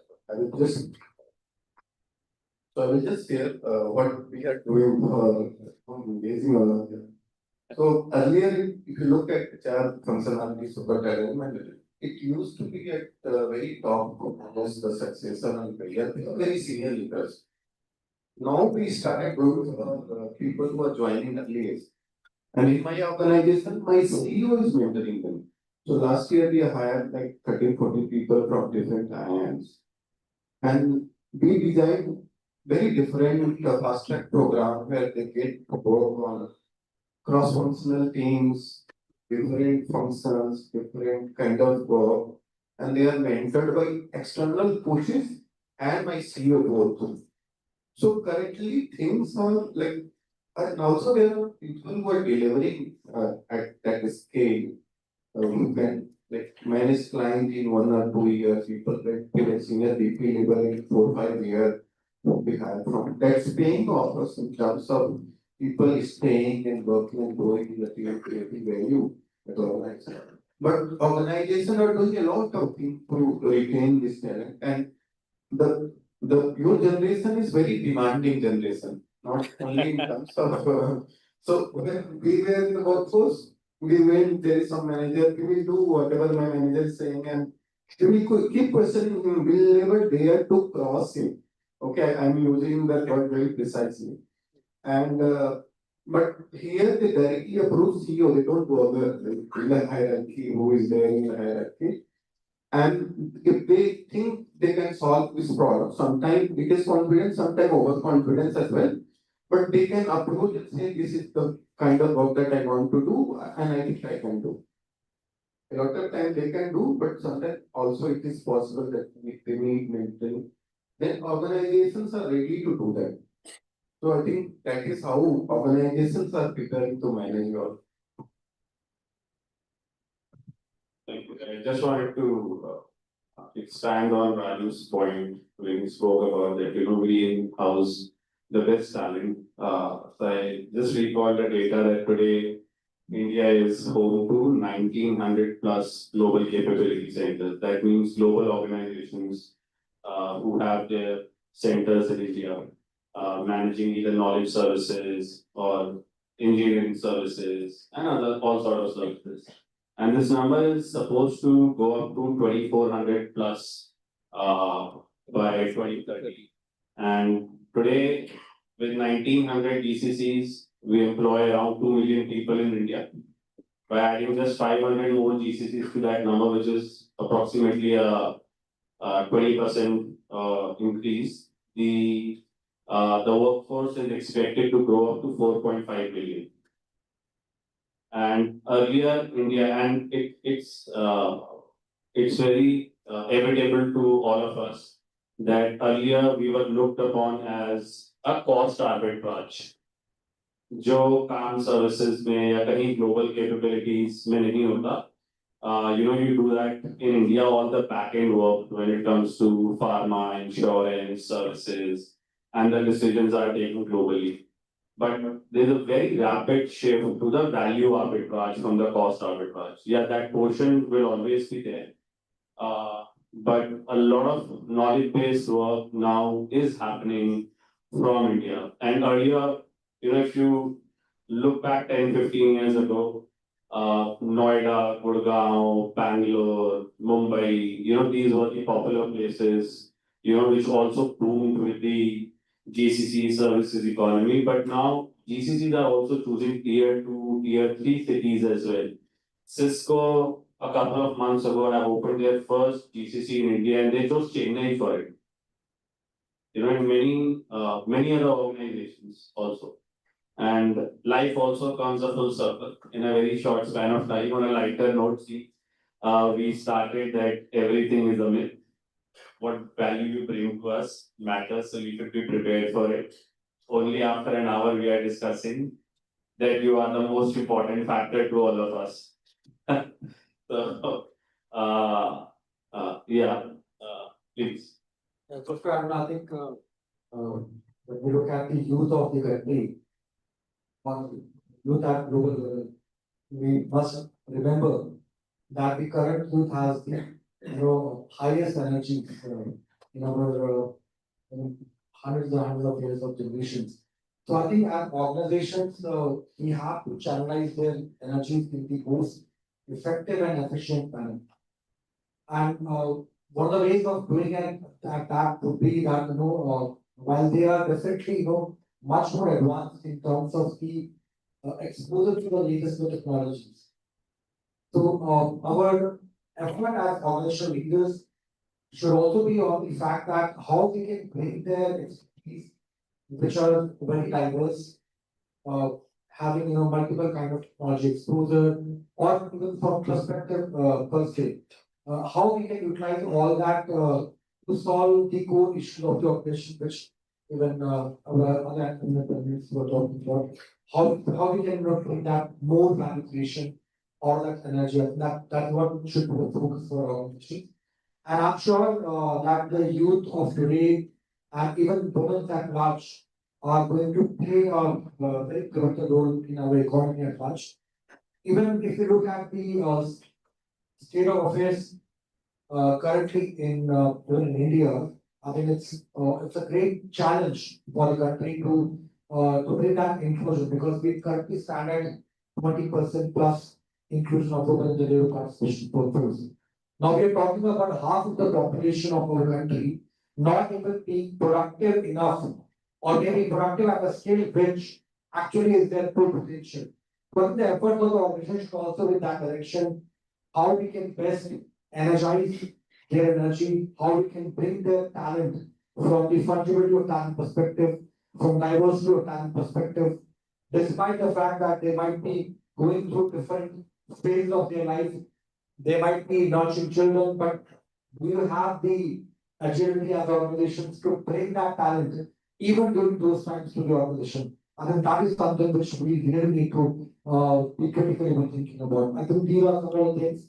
Some of the initiatives which we have taken at our organization currently, we are having an idea on for our all workforce, when they can independently bring ideas that they feel is truly valuable to the organization, which can unlock a problem statement in the most best possible manner for the organization. So from core engineering to the pipelines, the natural gas segment, from petrochemicals to the renewables, what kind of technologies that we can adopt, how we can create more inclusion for the organization, how we can be more sustainable in the long run. Because for us, sustainability is core of our organization, and I think the tomorrow organization will have to seriously think about it. Because this is also about the bringing equality at large. So as I mentioned that half of the population, we just as we also earlier mentioned about the fact that when we talk about the gender definition per se, or the diversity of gender per se, we are only restricted to gender from diversity standpoint. But diversity is very vast. It is also in terms of the mindset which was talked about.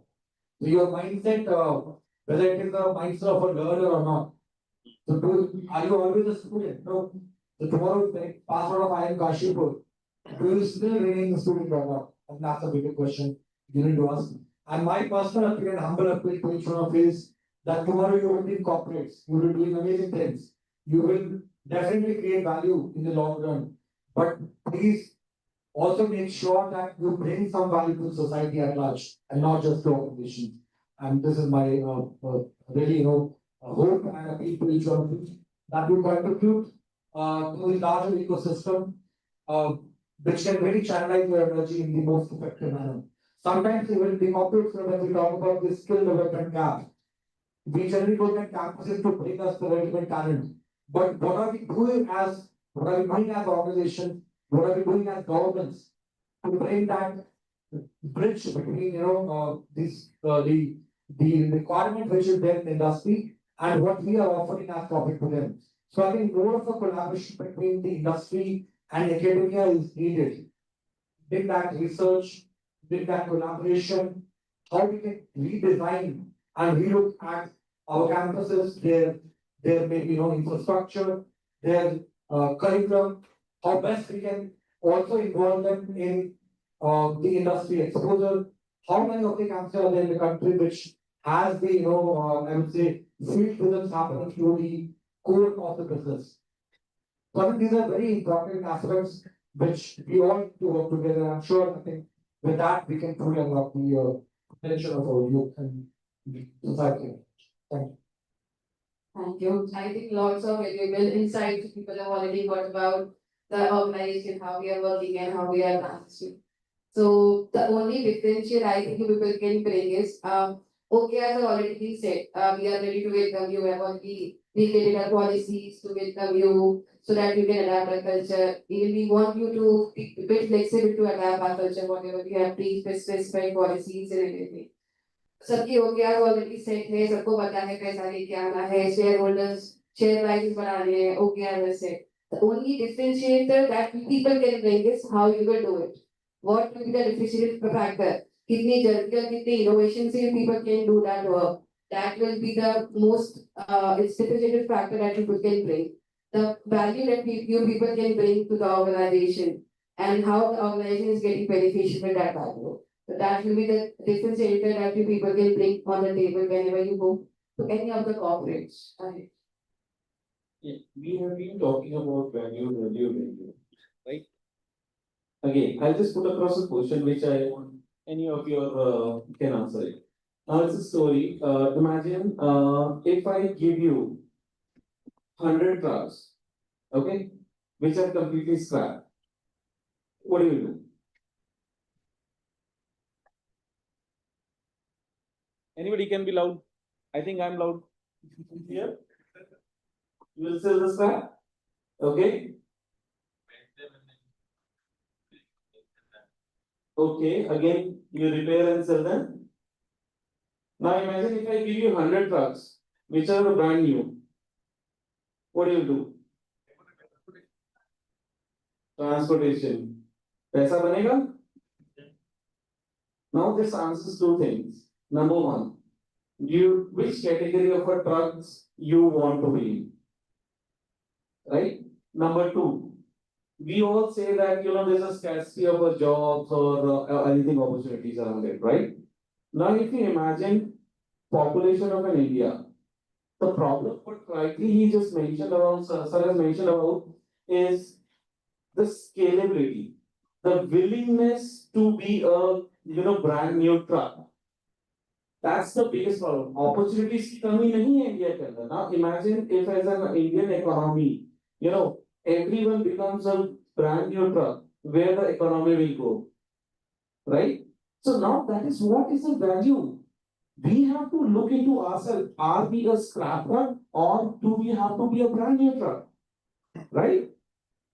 I hope this is the easiest and simplest answer I can make any one of you understand that the value why it is so important, right? So some very, very interesting perspectives that we have got, and obviously this is a topic which we can go for as We long can as speak for a week also. But so we have a time crunch, so we should shift to the Q&A and Before that, I just need a minute. Why we are just talking about the flexibility? I'm sorry, I'm just taking more time. One simple thing is the data facts.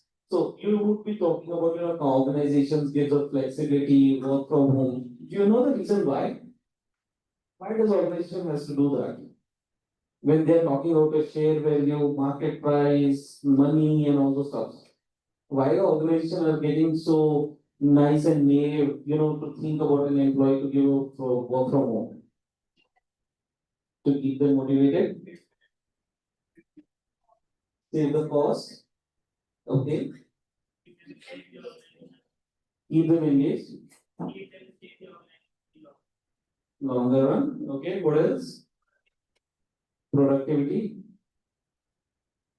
How the answers are right? if you just talk about the cost.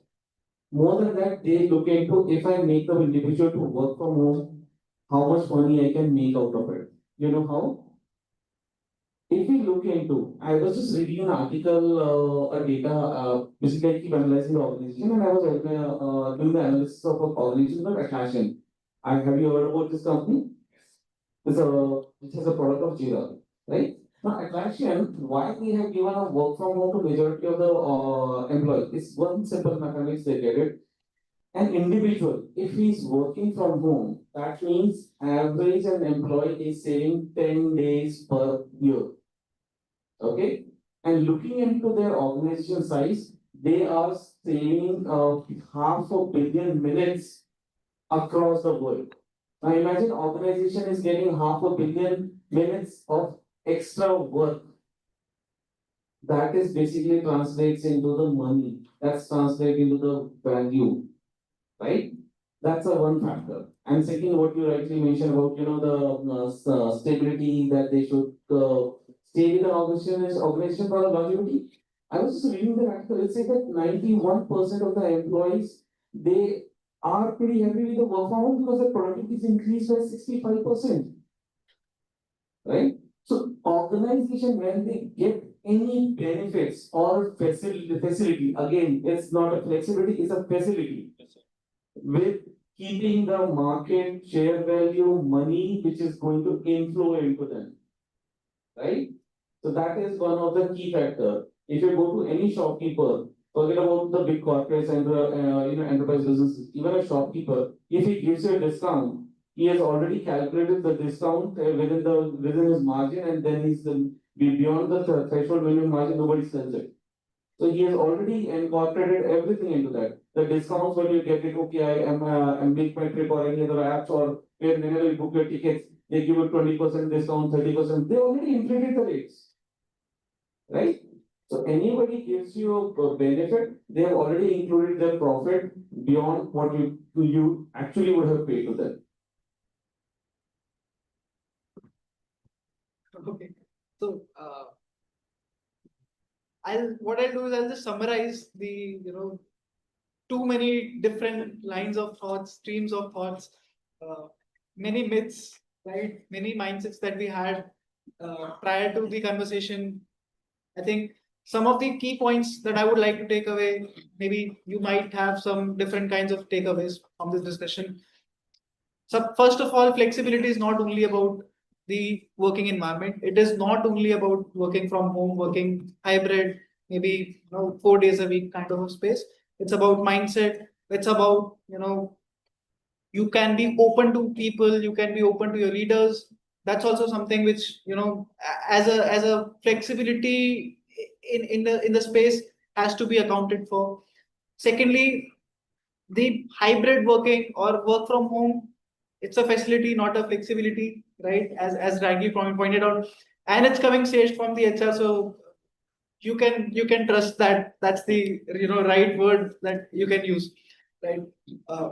Second, one of the most important things that came out of this conversation was that yes, technology has changed. Technology has come up to a point where conversations are going on that AI is this, AI is that, AI has this much potential. The best part about your generation, I'll say, is that you have been exposed from it from the start, right? And as sir pointed out, that you need to be flexible to the tools that are there in the market. So you might have a specialization in marketing, for example. Tomorrow, if anyone asks you to code on Python for any random thing, simply use ChatGPT and get a code snippet and use it, right? That's the kind of flexibility that the employers are wanting. Maybe people like me who are on the borderline of Gen Z and millennial might still struggle, but you guys are the most, adopt or adapt to the idea, right? So I think very interesting conversations, some very significant streams of thoughts, and some very very harsh myths that were pointed out. So great discussion. I would request you guys to any questions that are there. So there is a 10 to 15 minute window where you can ask, and just please tell your name and then you can have a question.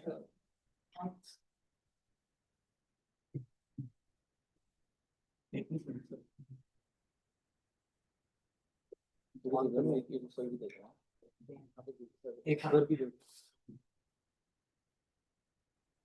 afternoon to everyone. This is Atyasha. So the whole session was very interactive and interesting. So my question to everyone is that throughout the discussion, accountability is one of the major key factor that is that. As an HR leader, do you promote other person given that they are that is the company?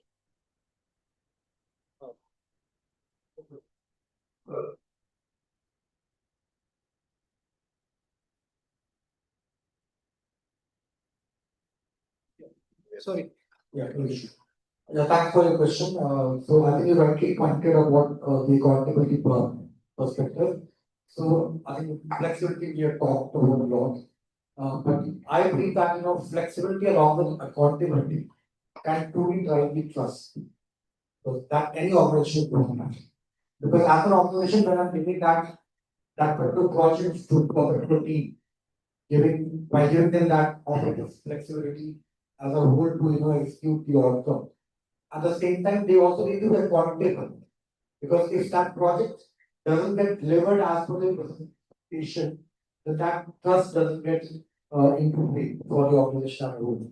So I think accountability is very important because people also need to understand that they are not there just for spending time, as many of the eminent panelists have already emphasized that value creation is important, and hence the accountability.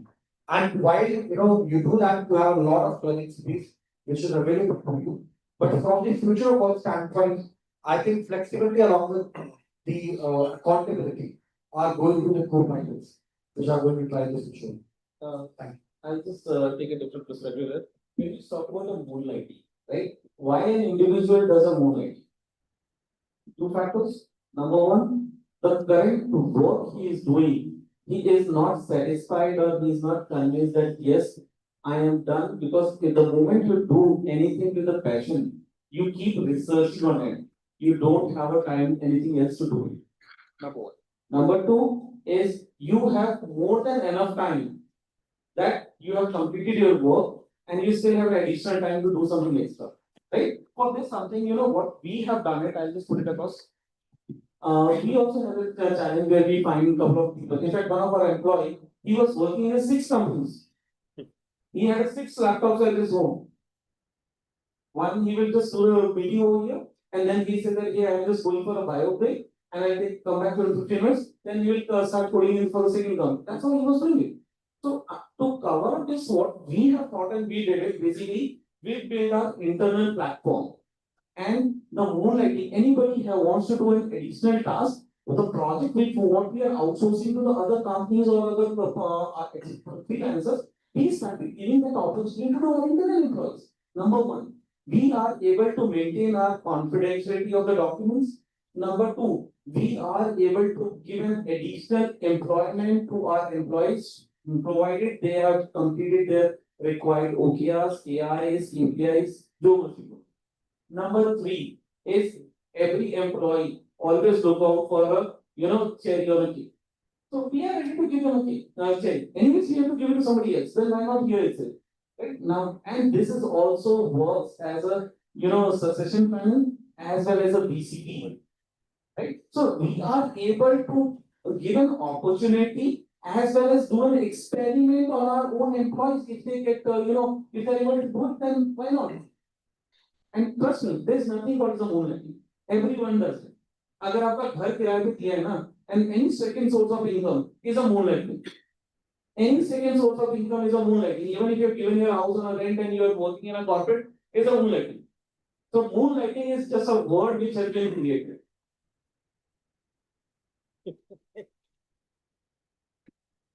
Okay.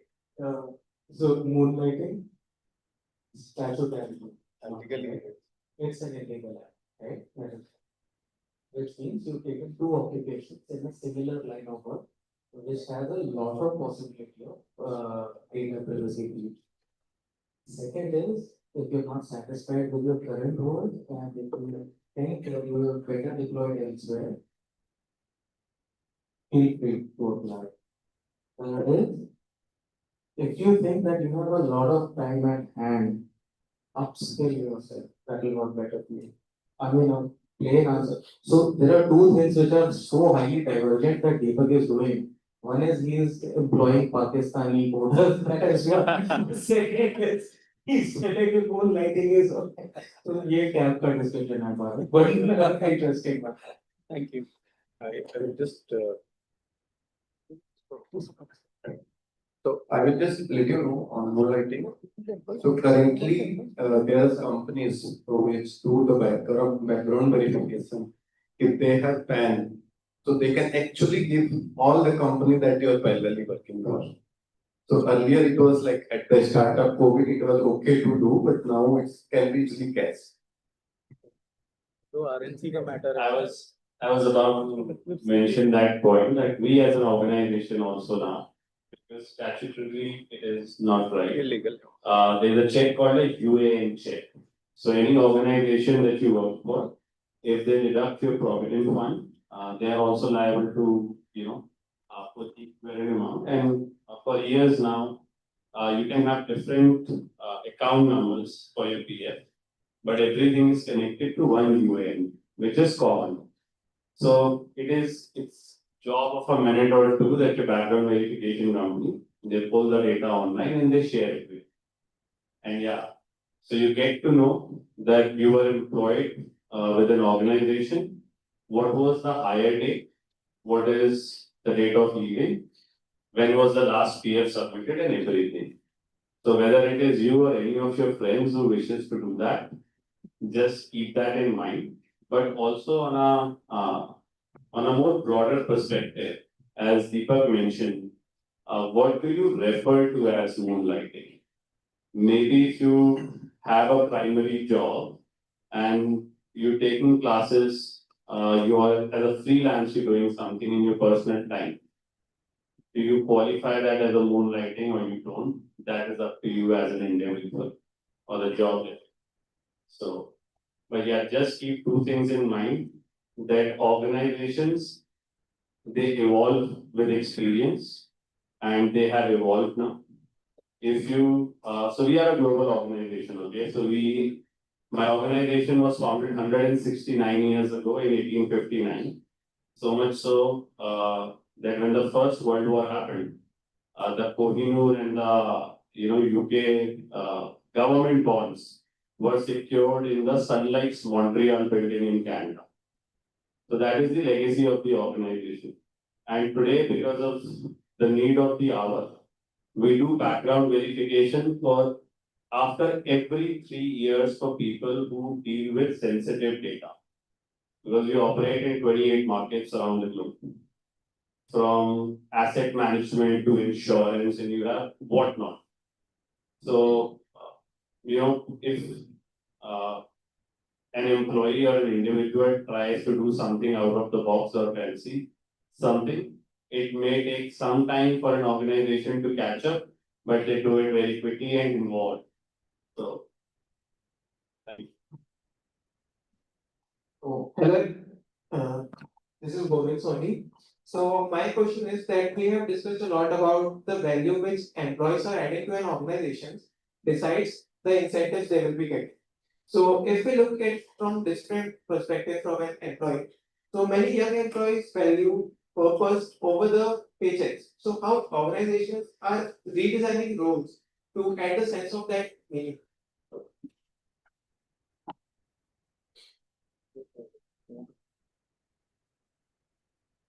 So when organizations design policies for people, so they depend on the context and diversity of the population that they have. So see, for some people, it is the purpose. Some people, it is the aspirational goal that they want to achieve. Some people, it is the flexibility to, let's say, somebody who is in their 50s, like they have kids. So for them, time for the family matters. Some people, on them, cross-functional exposure matters. Some people, your long-term reward like ESOPs and all that, those who are very senior levels and they want to retire will be and stay longer with the organization. So ESOPs and monthly for people who are like young age, for them faster growth, fast track growth matters. And for them like short-term incentive, which is mostly cash based, because they want more cash. Early startup, the comp design matters more. So they want more in hand than looking for very well paid or which is depend on their performance. Because people want certainty and organizations want performance driven culture. So those policies are defined in that context. To answer your question about people who like purpose more than the vision. Every organization does. Keep committed to the purpose, do not demand the paycheck, then you are a dream to us. You are a low cost employee, not worried about the paycheck. I love you. Everybody. Yeah. But eventually, see, sometimes we get caught in the fancy of something that sounds very romanticizing, right? You need to come back to reality of how are you solving things for yourself first, right? Creativity thrives in an environment where you are not worried about other aspects. And you will be very valuable if you're creating something for me, right? If the purpose for you is bigger than the paycheck, that means you're highly creative and least bothered about money. You're a dream employee. Very aspirational, not so terrible, is how I will say. In some time, eventually, it hits you, right? And then you start scouting for the first available opportunity, which is usually a fat pocketed, because recent उनकी seeding हुई होती है, but fat pocketed startups, and they gobble you like crazy. Okay, they'll eat you. They have a supply chain of human burgers with a shelf life of a McDonald's burger. They hire, eat you, consume you, and fire you at that pace. If that works for you, do that for 5 years. You will feel like you've been working for 30 years. You may end up with almost 1/3 or 1/4 more money, right? That's the lure. 25% more money than anybody else is offering.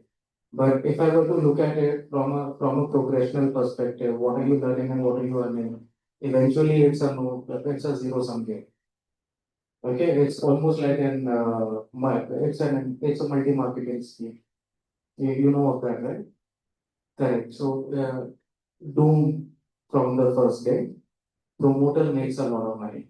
What I'm saying is, do not get caught in the fancy of something that's romanticizable. Look at something that is sustainable. Right? For sustenance, you first need to get scot free from all your financial burdens.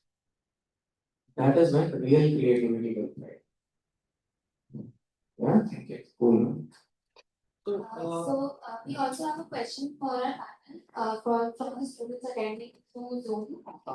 Why do you think there is a fundamental difference between the work culture prevalent in India versus European or Scandinavian countries?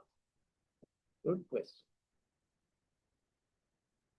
Okay, so simple demand and supply, economics answers, right? What do we have more of and what do we have less of? Scandinavian countries have even scarcer human resource available and technical even lesser, right? And that is why they have a very good visa policy for highly skilled manpower. That answers it to you. So whatever they have less of, they'll value more and they'll provide more for, which is human resource. Whatever they have more of, which is minerals to attribute to each individual. So they have the country's sustainable. Doesn't work anymore. Hello. Yeah. So I mean, more resources per capita means I value whatever is scarcely available. You go to mountainous region, less density of people, you will find highly disciplined and human value is relatively higher within India, right? So it's pure economics, nothing emotional about it. Just before answering this question, I would just want to add to the previous question of purpose. Purpose is definitely something which will drive you every single day whenever you wake up in the morning. I think there should be some purpose in life. I truly believe that. And I mentioned earlier also that today's generation is looking at organizations which are driving that purpose in a real sense. And many of the panelists have already spoken that what is it that you are trying to solve, whether as an organization or as an individual, as a real human connect on the purpose level. So for us in the energy sector, we are, we are driven by the fact that we are bringing the clean and green energy to the masses. Look at Kashipur. We started our pipeline long back, I think almost 12 years back. We were working on this Rudrapur to Muradabad pipeline through Kashipur. Today, many of the industries in Kashipur are being supplied the natural gas by our organization, which is actually creating a very synergistic effect for industries at large in the area.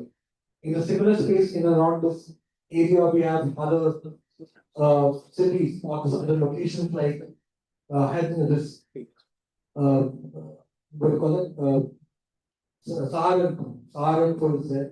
You have the Haridwar corridor and some of the other nearby areas. So no, all these areas which were not earlier connected to such kind of energy is truly getting energized in a different way. We're also looking at driving the purpose through the learning and development. How we have collaborated across the sector in the entire energy space with organizations like ONGC, with organizations like Indian Oil, Bharat Petroleum, and Hindustan Petroleum, the skill development institutes for the future. What are we trying to do? We are trying to establish a skill development institute, and in fact, we have already created almost six skill development institutes in the country which are operating at the business areas of our organization, wherein we are trying to, impart the skill which is required in the entire energy domain to the underprivileged and people who are unemployed. And I think a success story. Many of the people are not just learning the skill in those institutes, but they are actually become the entrepreneurs who are then supplying back to our organizations. So these are the kind of things which actually drive you every single day. That the problem that we are trying to solve. And definitely, I think the future is about the clean energy, and we are looking at multiple combination of technologies, whether from solar standpoint or wind standpoint, or even the many other technologies like fuel cell, which are going to the future, where you can carry the fuel cell technology in maybe a box and take it anywhere and then operate with that energy. Okay, so a lot of research is happening. So I think all that really, drives you as and the individual. So purpose definitely is important. And coming back to the second question on the Scandinavian and India's cultural difference. So I think culture is something which can be seen and felt by anyone at any given point in time. When we speak to the people in the organization, when we speak to the leaders in the organization, you need to feel the pulse of the organization. And all that pulse is not just because of the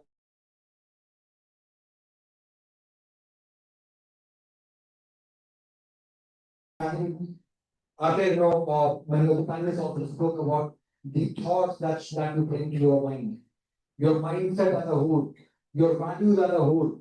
That is actually driving the culture.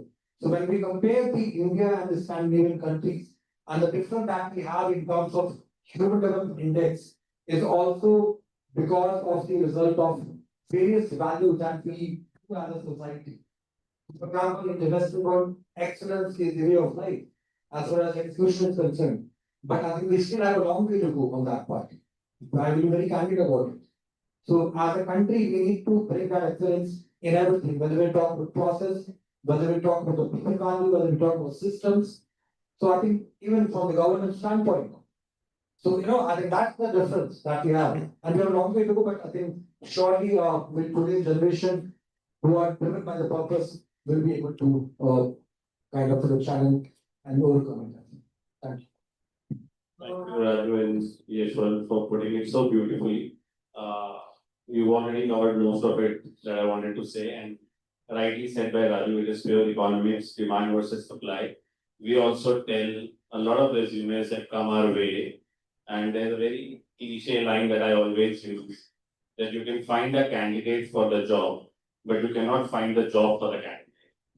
And it is simply because whatever JD you have for a job, there are so many people available for it. And when it comes to work culture, I take it a step further. Uh, it's not just demand and supply. It is the deep rooted, biases or how all of us being brought up also that come into play. That you have,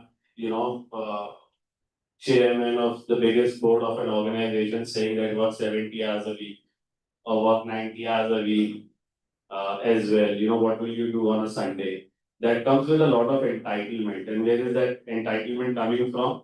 Because there are a lot of, there are people always available for the jobs. But yeah, there is a huge paradigm shift if you will move from, you know, uh, organizations or industries which are more global in nature, which are driven on the values that the culture should be same for everyone, irrespective of which geography you are operating from in an organization. And that is why you see a lot of news headlines also coming that organizations have increased, like Fidelity. I guess they have a 7-month paid paternity. So in India, you are bound by statutory norms to have 184 days of maternity, but paternity is still 2 weeks. But they offer 7 months of paid paternity, and plus you can have 3 months of unpaid also. And this does not include to birthing parents; it also includes, to same-sex partners as well who adopt children, and many other organizations, including ours, do that. But yeah. Still, there are many organizations in many sectors still drive with that deep-rooted culture of hard work, work extra hours. Boss से पहले निकल गए तो तुम काम नहीं कर रहे हो सुबह सबसे पहले मेरी गाड़ी देखनी चाहिए पार्किंग में एमडी आ जाए तो अच्छा अरे एमडी की गाड़ी आ गई वो मैं नहीं आया तो all of those have to go away and trust you me as everybody has mentioned that you're all very talented people tomorrow. You are the leaders of tomorrow. Now, how you drive that culture and how close you bring it, to normalization of me having my personal time. While, that job is not everything to me, it's part of my life. It's not my life. As one of the students also mentioned that what is the purpose? Purpose is not only related to the organization. You can have a higher purpose also. Anything that makes you forget or track time directly relates to the purpose probably that you have. That if I do this thing, I forget everything else. So when you have the charge, when you are in the driving seat, continue building and breaking these stereotypes, generational stereotypes, is my submission to all of you.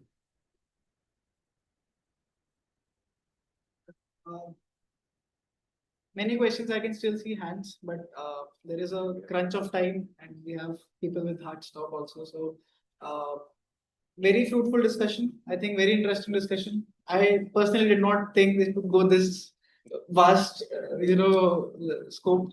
And obviously many of the students will also feel the same way. So thank you everyone for your time. I think So we have a lot of questions from Zoom meeting, but I'll shortly mail them to you guys for answering as we have a bunch of time.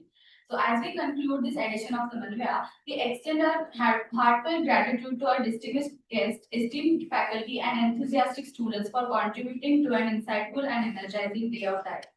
Under the theme of new social contract, balancing employee freedom and organizational discipline. We reflected on evolving dynamics of work, leadership, and human experience. Today's discussion served as a powerful reminder that shared wisdom and collaborative insights are key to navigating uncertainty and seizing opportunities in rapidly changing world. We are especially grateful to our panelists, Mr. Arun Pratap Singh, Mr. Deepak Bansal, Ms. Jasneet Kaur, Mr. Rajul Kansal, Mr. Rajpreet Singh Babbar, Mr. Yashwant Chauhan, whose diverse perspectives gave a panoramic view of modern workplace. We would also like to extend a special thank you to Mr. Aditya Sharma for moderating a session with such enthusiasm and insight. Mr. Arun, your presence on governance was a powerful reminder that flexibility doesn't mean a lack of structure. You highlighted how accountability must begin at the top, and that while time can be flexible, deliverables must always be clear. Your thoughts on privilege and industry-specific nuances resonated deeply. I would now request Professor Utkarsh, Chair of Placements, to present a token of gratitude to Mr. Arun Pratap Singh.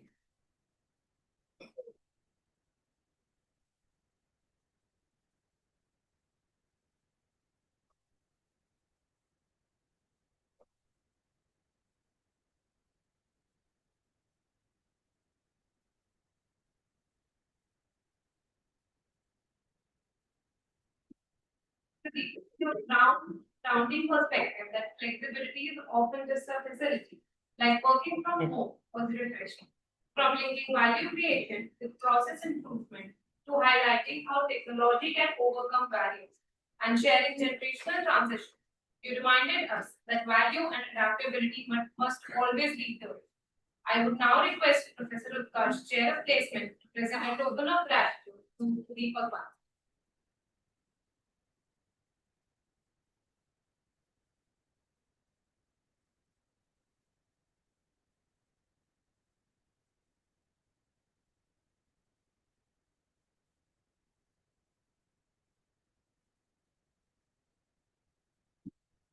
Jasneet, thank you for broadening the conversation by highlighting flexibility of voice and role. You reminded us that flexibility should not be a narrow concept. It's also about giving people the platform to express and involve their views. I would now request Professor Utkarsh, Chair of Placement, to present a token of gratitude to Ms. Jasneet Kaur.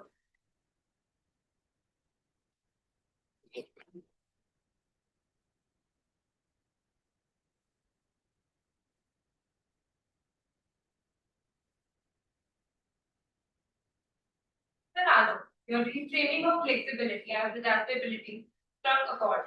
From pivoting to AI responsibly to cautioning against chasing every new tool, you reminded us that true flexibility is about relevance and value creation. Your candid thoughts on fungibility of roles and career adaptability were inspiring. I would now request Professor Deepak, Chair of Placements, to present a token of gratitude to Mr. Rajul Kansal.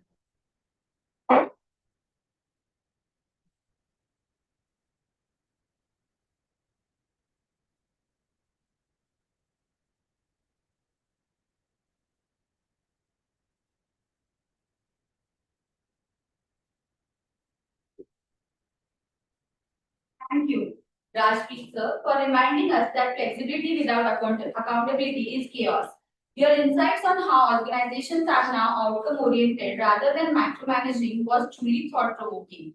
The way you emphasized understanding different departments and growing roles of India's GCCs gave a holistic lens on value creation. We would like to request Professor Utkarsh to present a token of gratitude to Mr. Rajpreet Singh.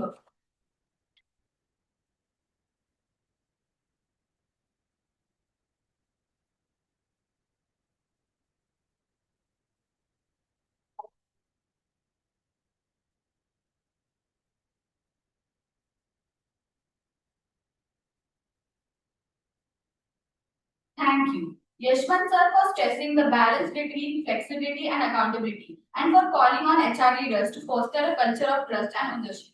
Your reflections on millennials and the importance of communication reminded us that trust and clarity are the backbone of any system.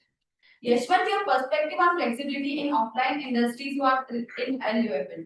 You highlighted that agility and impact, not just tools, drive sustainability.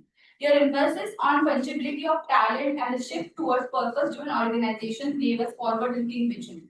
We would like to request Professor Deepak Verma to present a token of gratitude to Mr. Yashwant.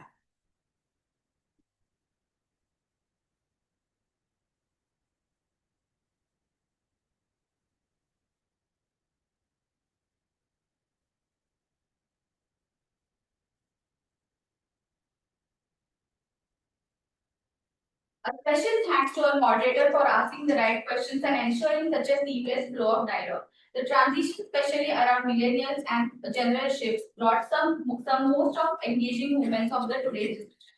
We would like to request Professor Deepak Verma to present the token of gratitude to Mr. Arun.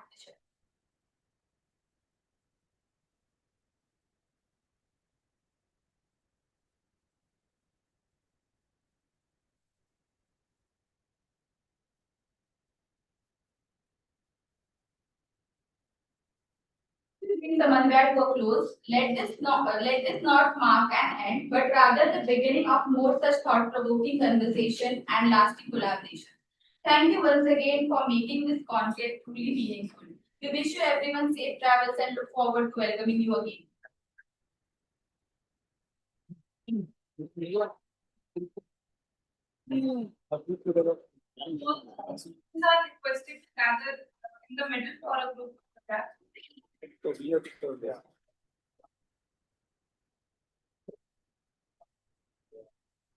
Right.